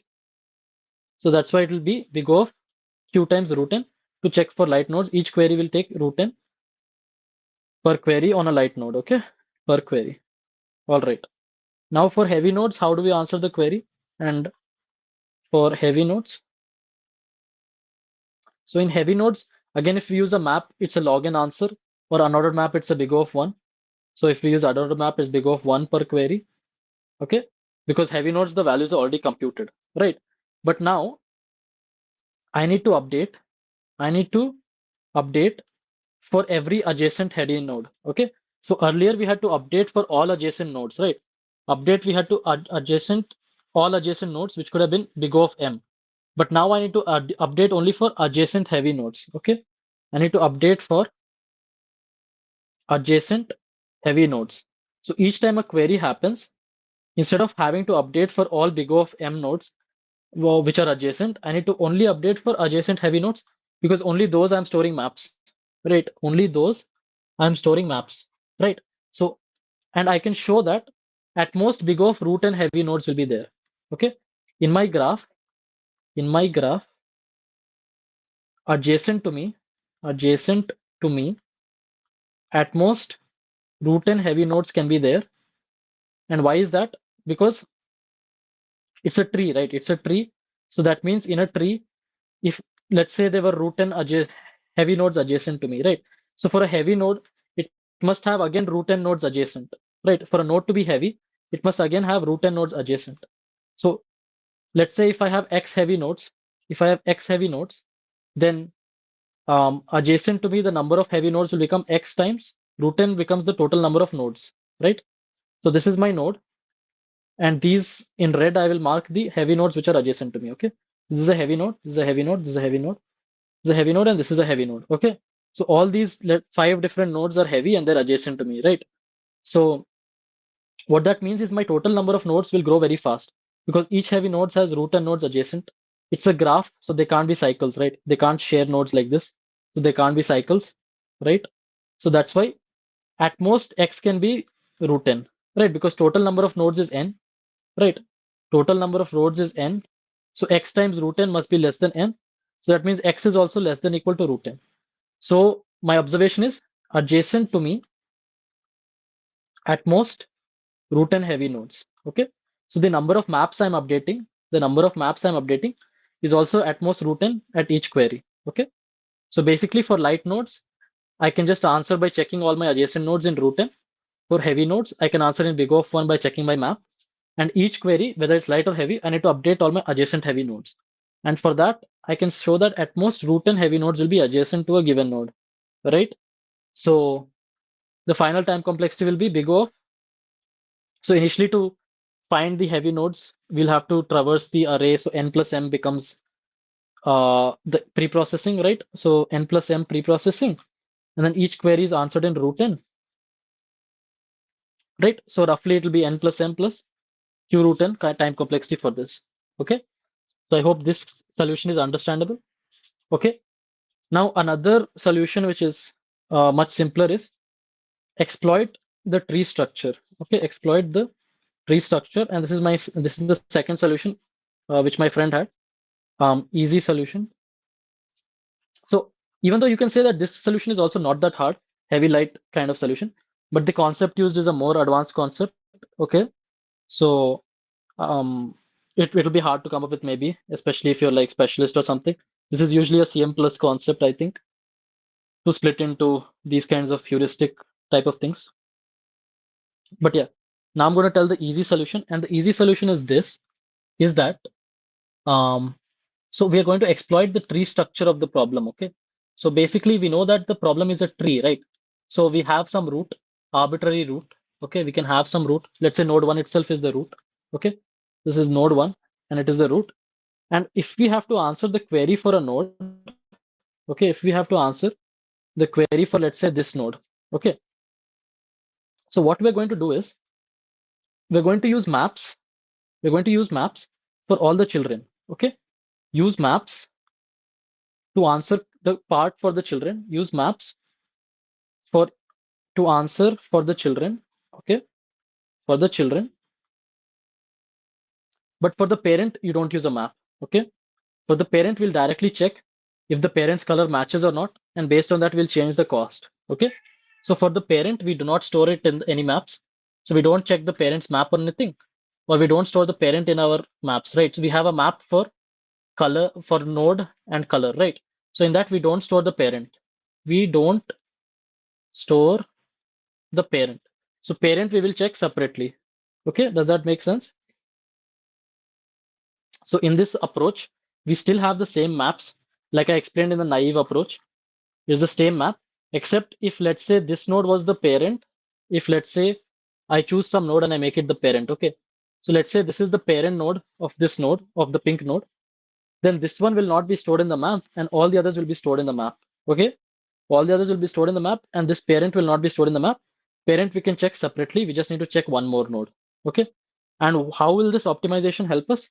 Because now we don't even need to update the maps for the children, right? We don't need to update the maps for the children because the child, if any query comes to the child, he's just going to go and check the parent, right?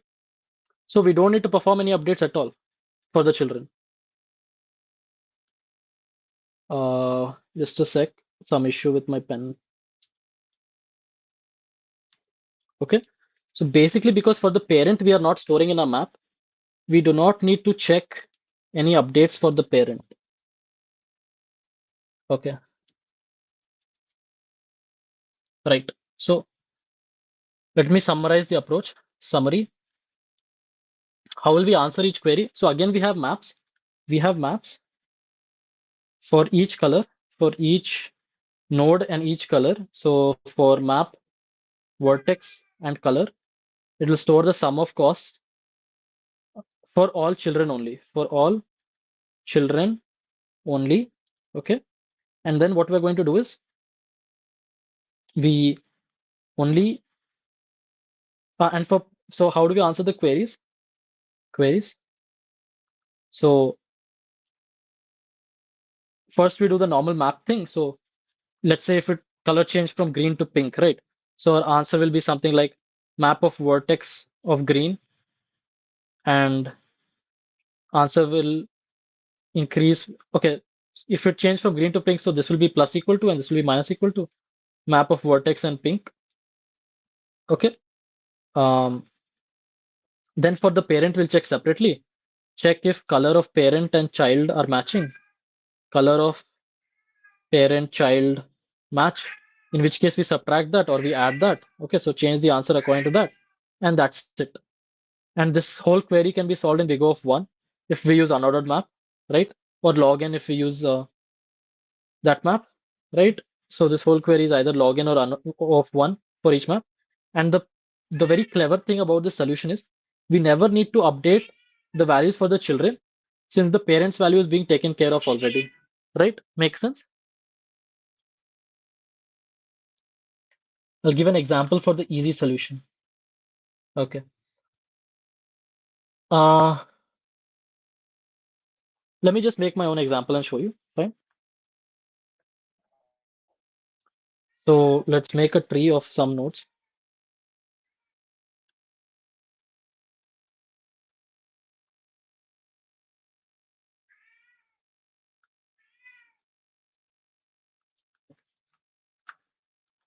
Okay. And let's give them some colors.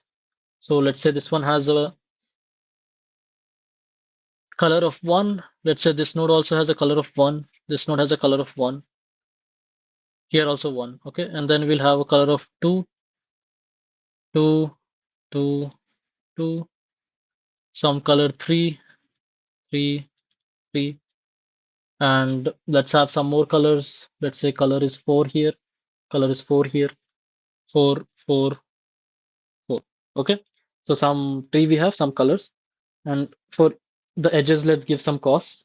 So 3, 2, 5, 4, 2, 2, 1, 2, 1, 2, 1, 1, 1, 2, 2. Okay. So the cost will always be fixed. They never change in queries anyways. So currently our answer will be, okay, I think I made too big of a map. So let's quickly calculate the answer. It'll be 3 plus 2 plus, actually, we don't need to calculate the answer, just there will be some answer, right? We just need to know the change in answer. So let's say we know the initial answer that we directly calculated by going through all the edges, right? So now let's choose some node and change the value and see how it affects. Okay. So I'm going to take this node, okay, this node over here, and I'm going to change it to purple. Sorry, I'm going to change it to orange. Okay. So I'm going to make it color 1. Fine. What effect does this change have on this node? Okay. So earlier it was color 2. Now it is becoming color 1, and that is my query. Okay. So now only these are the edges which get affected, right? So we just need to focus on them. Now, for each node, we have the map values for its children, right? We have the map values for its children. So those values will already get, um, those values are already stored, right? So what we're going to do is basically will be added with, answer will be added with the map value of the current node. So whatever the node index is, this node will have some index, right? So that index plus 2, right? And then answer will be subtracted with the current map value and 2. And why is the so not 2, 1? Okay, 1, because we are removing the color yellow, so those edges will be counted again, and we're adding the color orange, so those edges will be subtracted, right? So here we can see that there are two yellow nodes, right? And their sum of costs are 1 and 2. So that means basically what we have done is done answer plus equal to um, answer plus equal to 3, and this will be answer minus equal to 0. Okay, so that's what happens. We updated for all the children values. Okay, now we have to check the parent manually. Okay, because we're not storing the parent in these maps. We need to check the parent manually, and we see that the parent color and my current color are matching, right? So answer will be plus equal to 0 because the earlier the parent was not matching, and now the answer will be minus equal to 4. And these are the operations with parents, and this is the operations with the map of the children. Okay. So basically here my parent was not yellow, right? So I'm adding 0, and now my parent is orange because I'm changing to orange color. So I subtract that edge value, which is 4. Fine. So the parent I'm keeping separate, and the children I'm keeping separate. And because there's always one parent, that cost will be O of 1 to check whatever the color parent had. Similarly, to check the maps of the children also, the cost will be big O of basically the number of colors. Basically, it will be log n or big O of 1 based on whether we're using map or unordered map, right? Map or unordered map. This will be the cost for checking the children. And the interesting fact is for the children, we don't need to update anything because this current node's value is changing from 2 to 1, but this current node is parent, right? This current node is the parent of all the children. So their maps do not get affected. The maps which are stored at the children, they don't even get affected. They don't need to be changed at all because we're never storing the parents' maps. Unlike in the naive approach, in which we are storing maps for all the nodes, right? All the adjacent nodes, even the heavy light version, the heavy neighbors are storing the maps for all the nodes. Here we're simply not storing the value of the parent itself. So no changes happen to the maps of the children, right? I'm going to update the parents map. Yeah, I will update the parents map. Yes, yes, yes. I should have mentioned that. Update the parents map. Sorry about that. Update the parents map. But that is only one update, right? So update the parents map. That's only one change. Like old color minus minus, new color plus plus. So this is also big of 1 or big of login. Okay. Yeah. Yeah, I think D is easier than E. In fact, in my feedback, I in fact wrote that during testing. E was I think E was a sudden jump, but then a lot of people found E easy, so I can't really judge. Anyways, so this is the heavy light approach or square root decomposition approach to the problem, in which you split it into two types of nodes, heavy nodes or light nodes. But the code becomes long to implement this, and the answer becomes q root n. Or the simple approach, in which only for the children you keep the map, for the parent you keep it separately.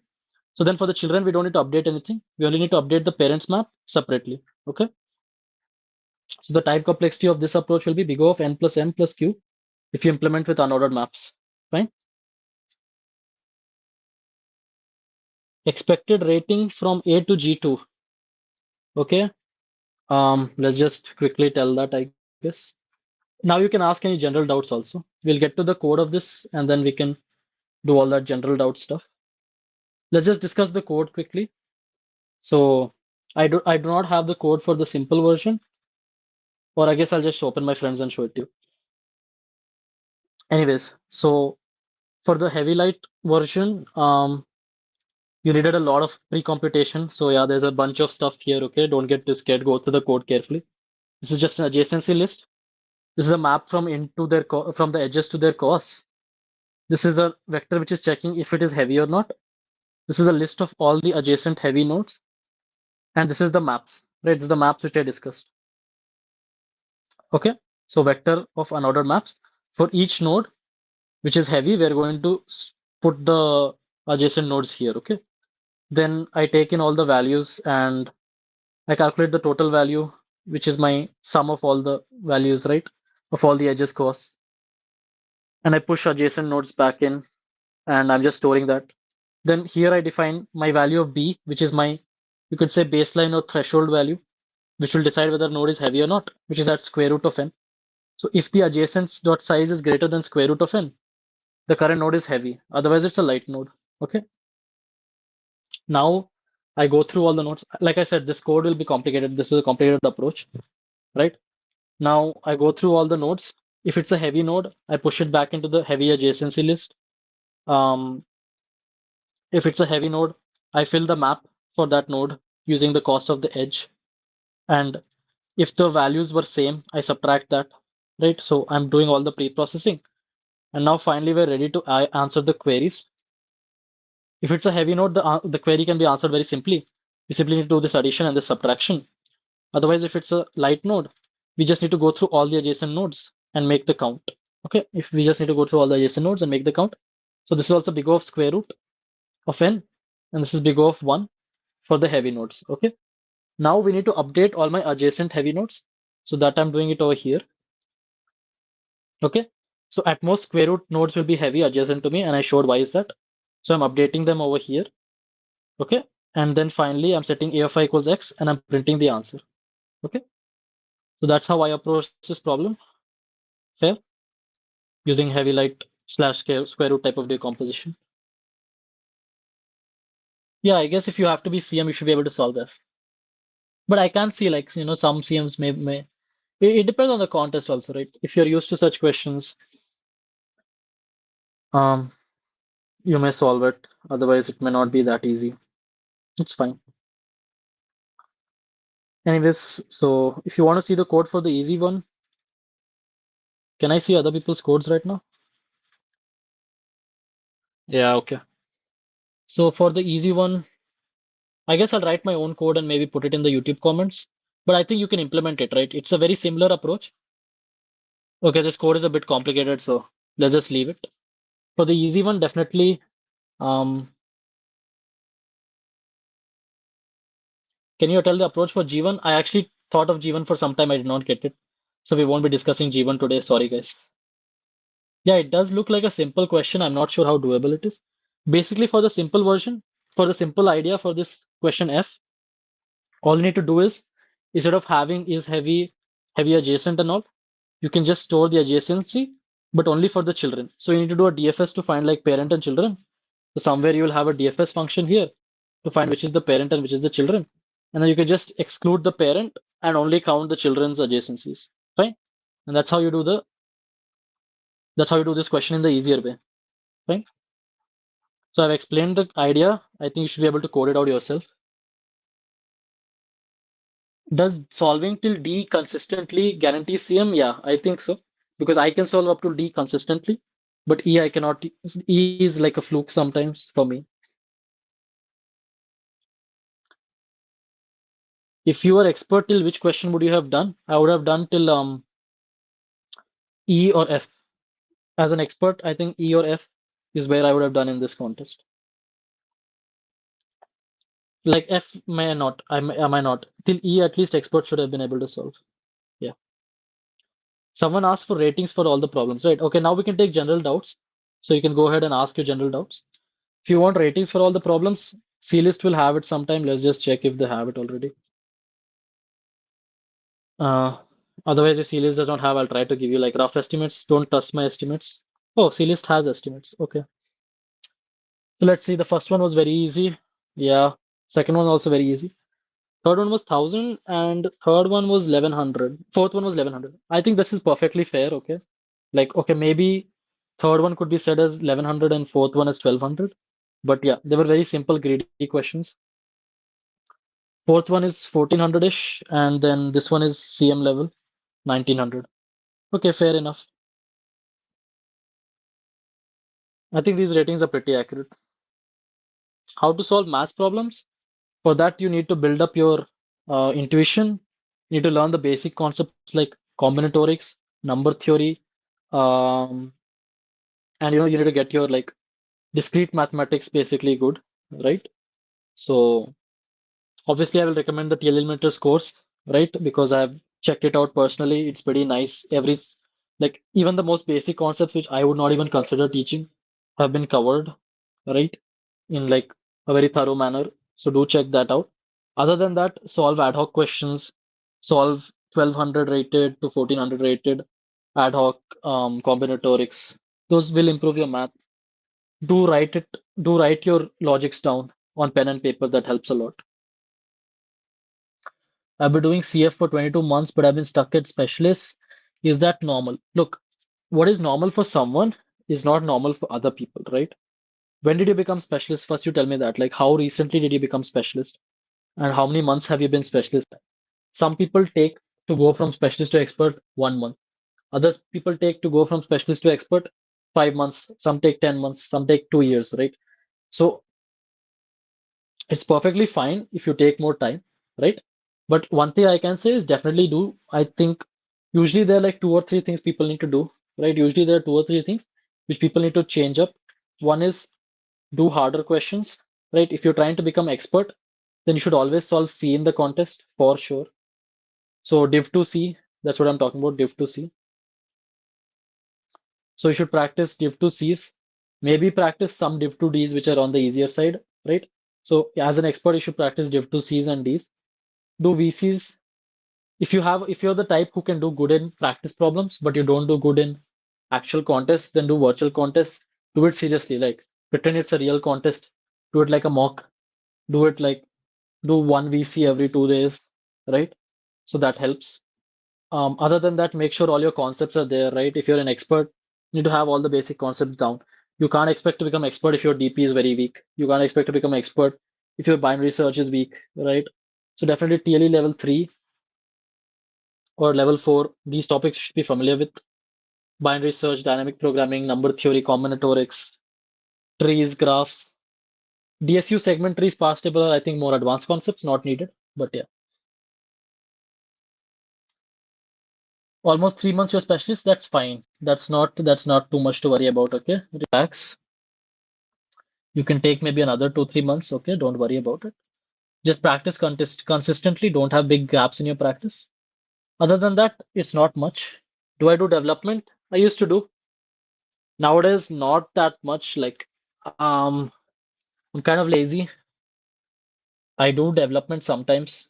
Like, I know a decent amount of development, I know a decent amount of frameworks, but I do only for like hackathons and like contests and stuff nowadays.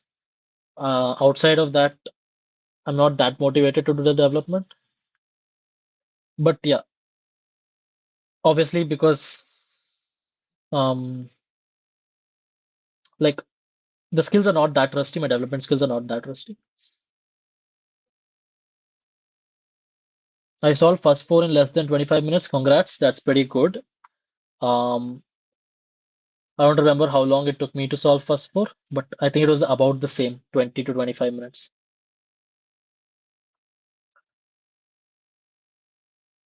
You took too much time, makes sense. For constructive, you have to practice constructive, unfortunately. Okay. For constructive, you have to practice constructive. And the second thing is, obviously that advice is not that helpful, but I can tell you one more thing. Um, become good with um, like reflect on your own thought process. Okay. Become good with reflecting on your thought process, basically, right? Like after solving, you should think of how you were thinking and why you didn't get the answer or why you took time to get the answer. So after you're solving the question, you should reflect on your thought process, plus write a lot of examples. For constructives, I can say write a lot of example cases, write a lot of, sorry, not a long, write a lot of example cases on pen and paper, right? On pen and paper. Plus, a lot of constructive is like seeing other people's solutions and learning from it, right? So if you're stuck for a long time, read the editorial, see other people's solutions. You're stuck for like greater than 1 hour, see other solutions, see hints, see editorials, and master those solutions, okay? See others, editorial, etc. So these are like general things for constructive. I know constructive are the main problem for most people because constructive you cannot solve by learning some concept, okay? That is why it is hard. That is why it is called constructive, because you cannot solve it just by learning a concept. You need to actually like sharpen your pattern matching to solve constructive problems. By definition, constructive cannot be learned by learning theory. What is the website that gives ratings? That is CList. clist.by/problems. It's a nice website. They estimate the ratings for each problem before the actual rating is out.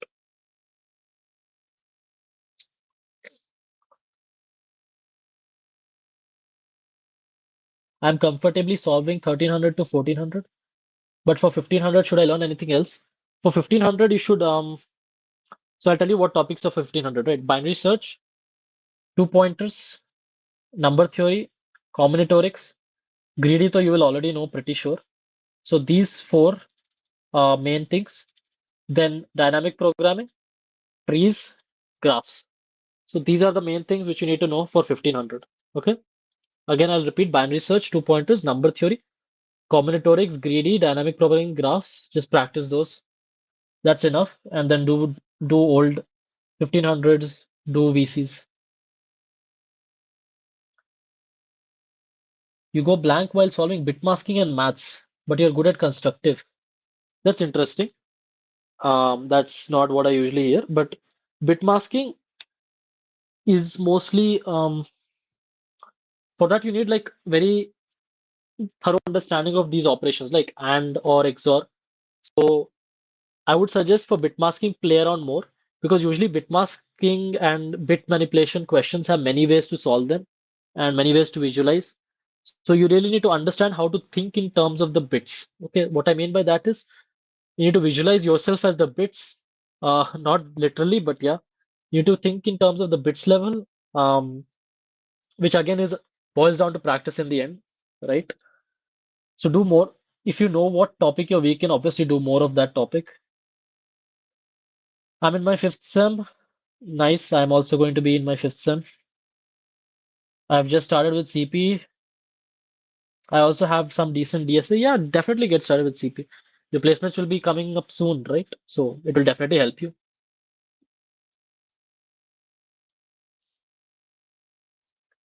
I had 1.5 hours for F, but I couldn't do it. Seeing your implementation, how do I improve? So see, for F, I can just tell you that it was a very knowledge-based problem. A lot of these graph problems are knowledge-based. Okay. So you have seen this new idea right now, right? Um, Either the map, the second approach, or the first approach, whichever you liked, right? The first approach, so definitely is a very knowledge-based thing. Square root decomposition is something which CMs plus learn, right? Um, so don't worry too much about it. This is natural.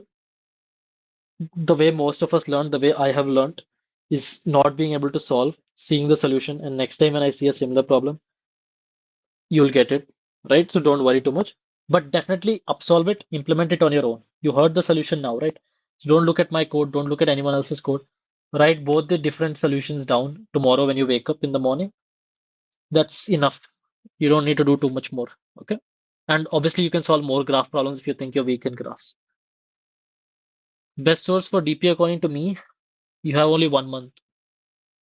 Look, I cannot actually honestly answer you because if you have only 1 month, you need to know exactly what your learning style is, okay? So, do you prefer videos? Do you prefer books? Do you prefer just jumping into problems? I literally do not know. If you're saying I have a 1 month deadline, then you need to know exactly what you like. If you like books and if you like that, obviously you have to always solve problems. So I can recommend CSCS set, right? CSCS, the problem set is there. They have a bunch of nice problems here in DP, right? This set, it's pretty gold. Uh, Towards the end, the problems become really hard, but at least still maybe here, the first 20 problems, 15 problems, definitely worth doing. They have all the major ideas. Then one more place I learned DP from was Ericto's DP video, which taught me the basics. And I only read that. Like I read a bit of Competitive Programmer's Handbook, Ericto's DP video, and let's just do CPH.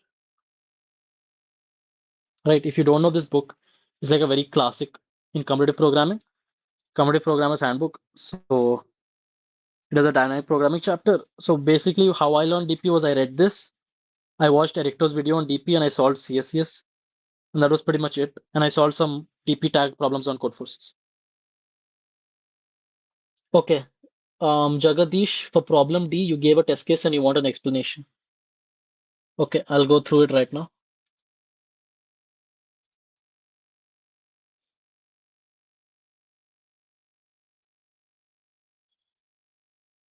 AtCoder has a nice DP problem set. But I've not run much ad coder contests. But the contests are really nice. Like I've done it only 4 or 5 times in my life, but each time I did it, I liked it a lot. I just don't like the timings. It's like 5 p.m. and usually I'm doing something else at that time. So that's why I've not done much. But I definitely recommend ad coder. It's very nice. Okay, problem D. Let's see the test case. N is 2, K is 5, and okay, wait. Why do you have an issue with this? See, your current cost is 5, and your first interval you can jump from 1 to 10. So the first interval is like range 1 to 10, and its real value is 5, right? Your real value is 5. Similarly, your second interval is from 3 to 6, and again the real value is 5. Okay, 3 to 6, and the real value is 5. And your current position is also 5. Okay, your current position is also 5. Okay, so now from here, no matter which interval you pick, you cannot jump anywhere other than 5, right? I think you're getting 10 because you're jumping to R of I, but you cannot jump to R of I. You can only, if you're between L of I and R of I, you can only jump to best of I, or sorry, not best of I, real of I, right? You can only jump to real of I.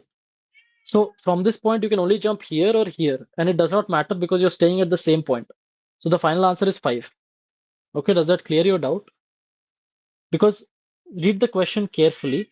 If you play at casino I, your number of coins becomes real of I. It does not become R of I, okay? So it won't become 10, it will become 5 itself. Jagadish. Yeah.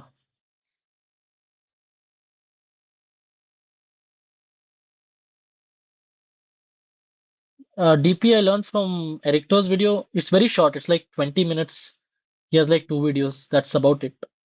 But then again, if you have TLE's course, then I've seen those as well, just to review them or just to see, right? And those are pretty good. But you can just Google Ericto dynamic programming. That's the only video I've watched, and it was good enough. See, lecture one, lecture two, that's pretty much all I've watched. Okay, he had 3 lectures. Yeah, I watched all 3 of them. They were very nice. I liked the approach. Right, Hector is a GM. He had nice approaches. How many problems do I need to consistently solve to be pupil? A, B. A, B consistently in the first 30 to 40 minutes-ish. You'll definitely become pupil, okay? If the C is very easy, then maybe C. But otherwise, only A, B, okay?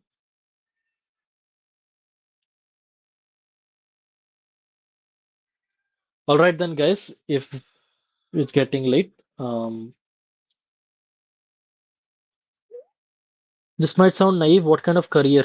Look, if you enjoy CF, then what kind of career? I'm not the best for career advice. I'm still doing college, okay? So I can't really tell you, but I do think either maybe quant or low level programming, right, would be suited to you, right? So usually both are pretty hard roles to get for especially as a fresher, right? But yeah, either like programming where you're doing like, actual backend programming or low level programming, system optimization, stuff like that, right? So that will be nice. I guess it's very similar to CF. Not very similar, but yeah. Development is also fine, right? If you go to like the depths of development, they become very like they become optimization heavy at the very end. Or otherwise quant is always there, right? So quant companies, they also do a lot of optimization on the job. So people who are like very good in CPU tend to see them go there. Okay. All right then, guys. I hope that answers all your questions for today. I hope you enjoyed this session. Hope you learned something new which you did not know before. Thank you for attending. Do check out TLE Eliminators course once again and see you in the next stream. Bye bye.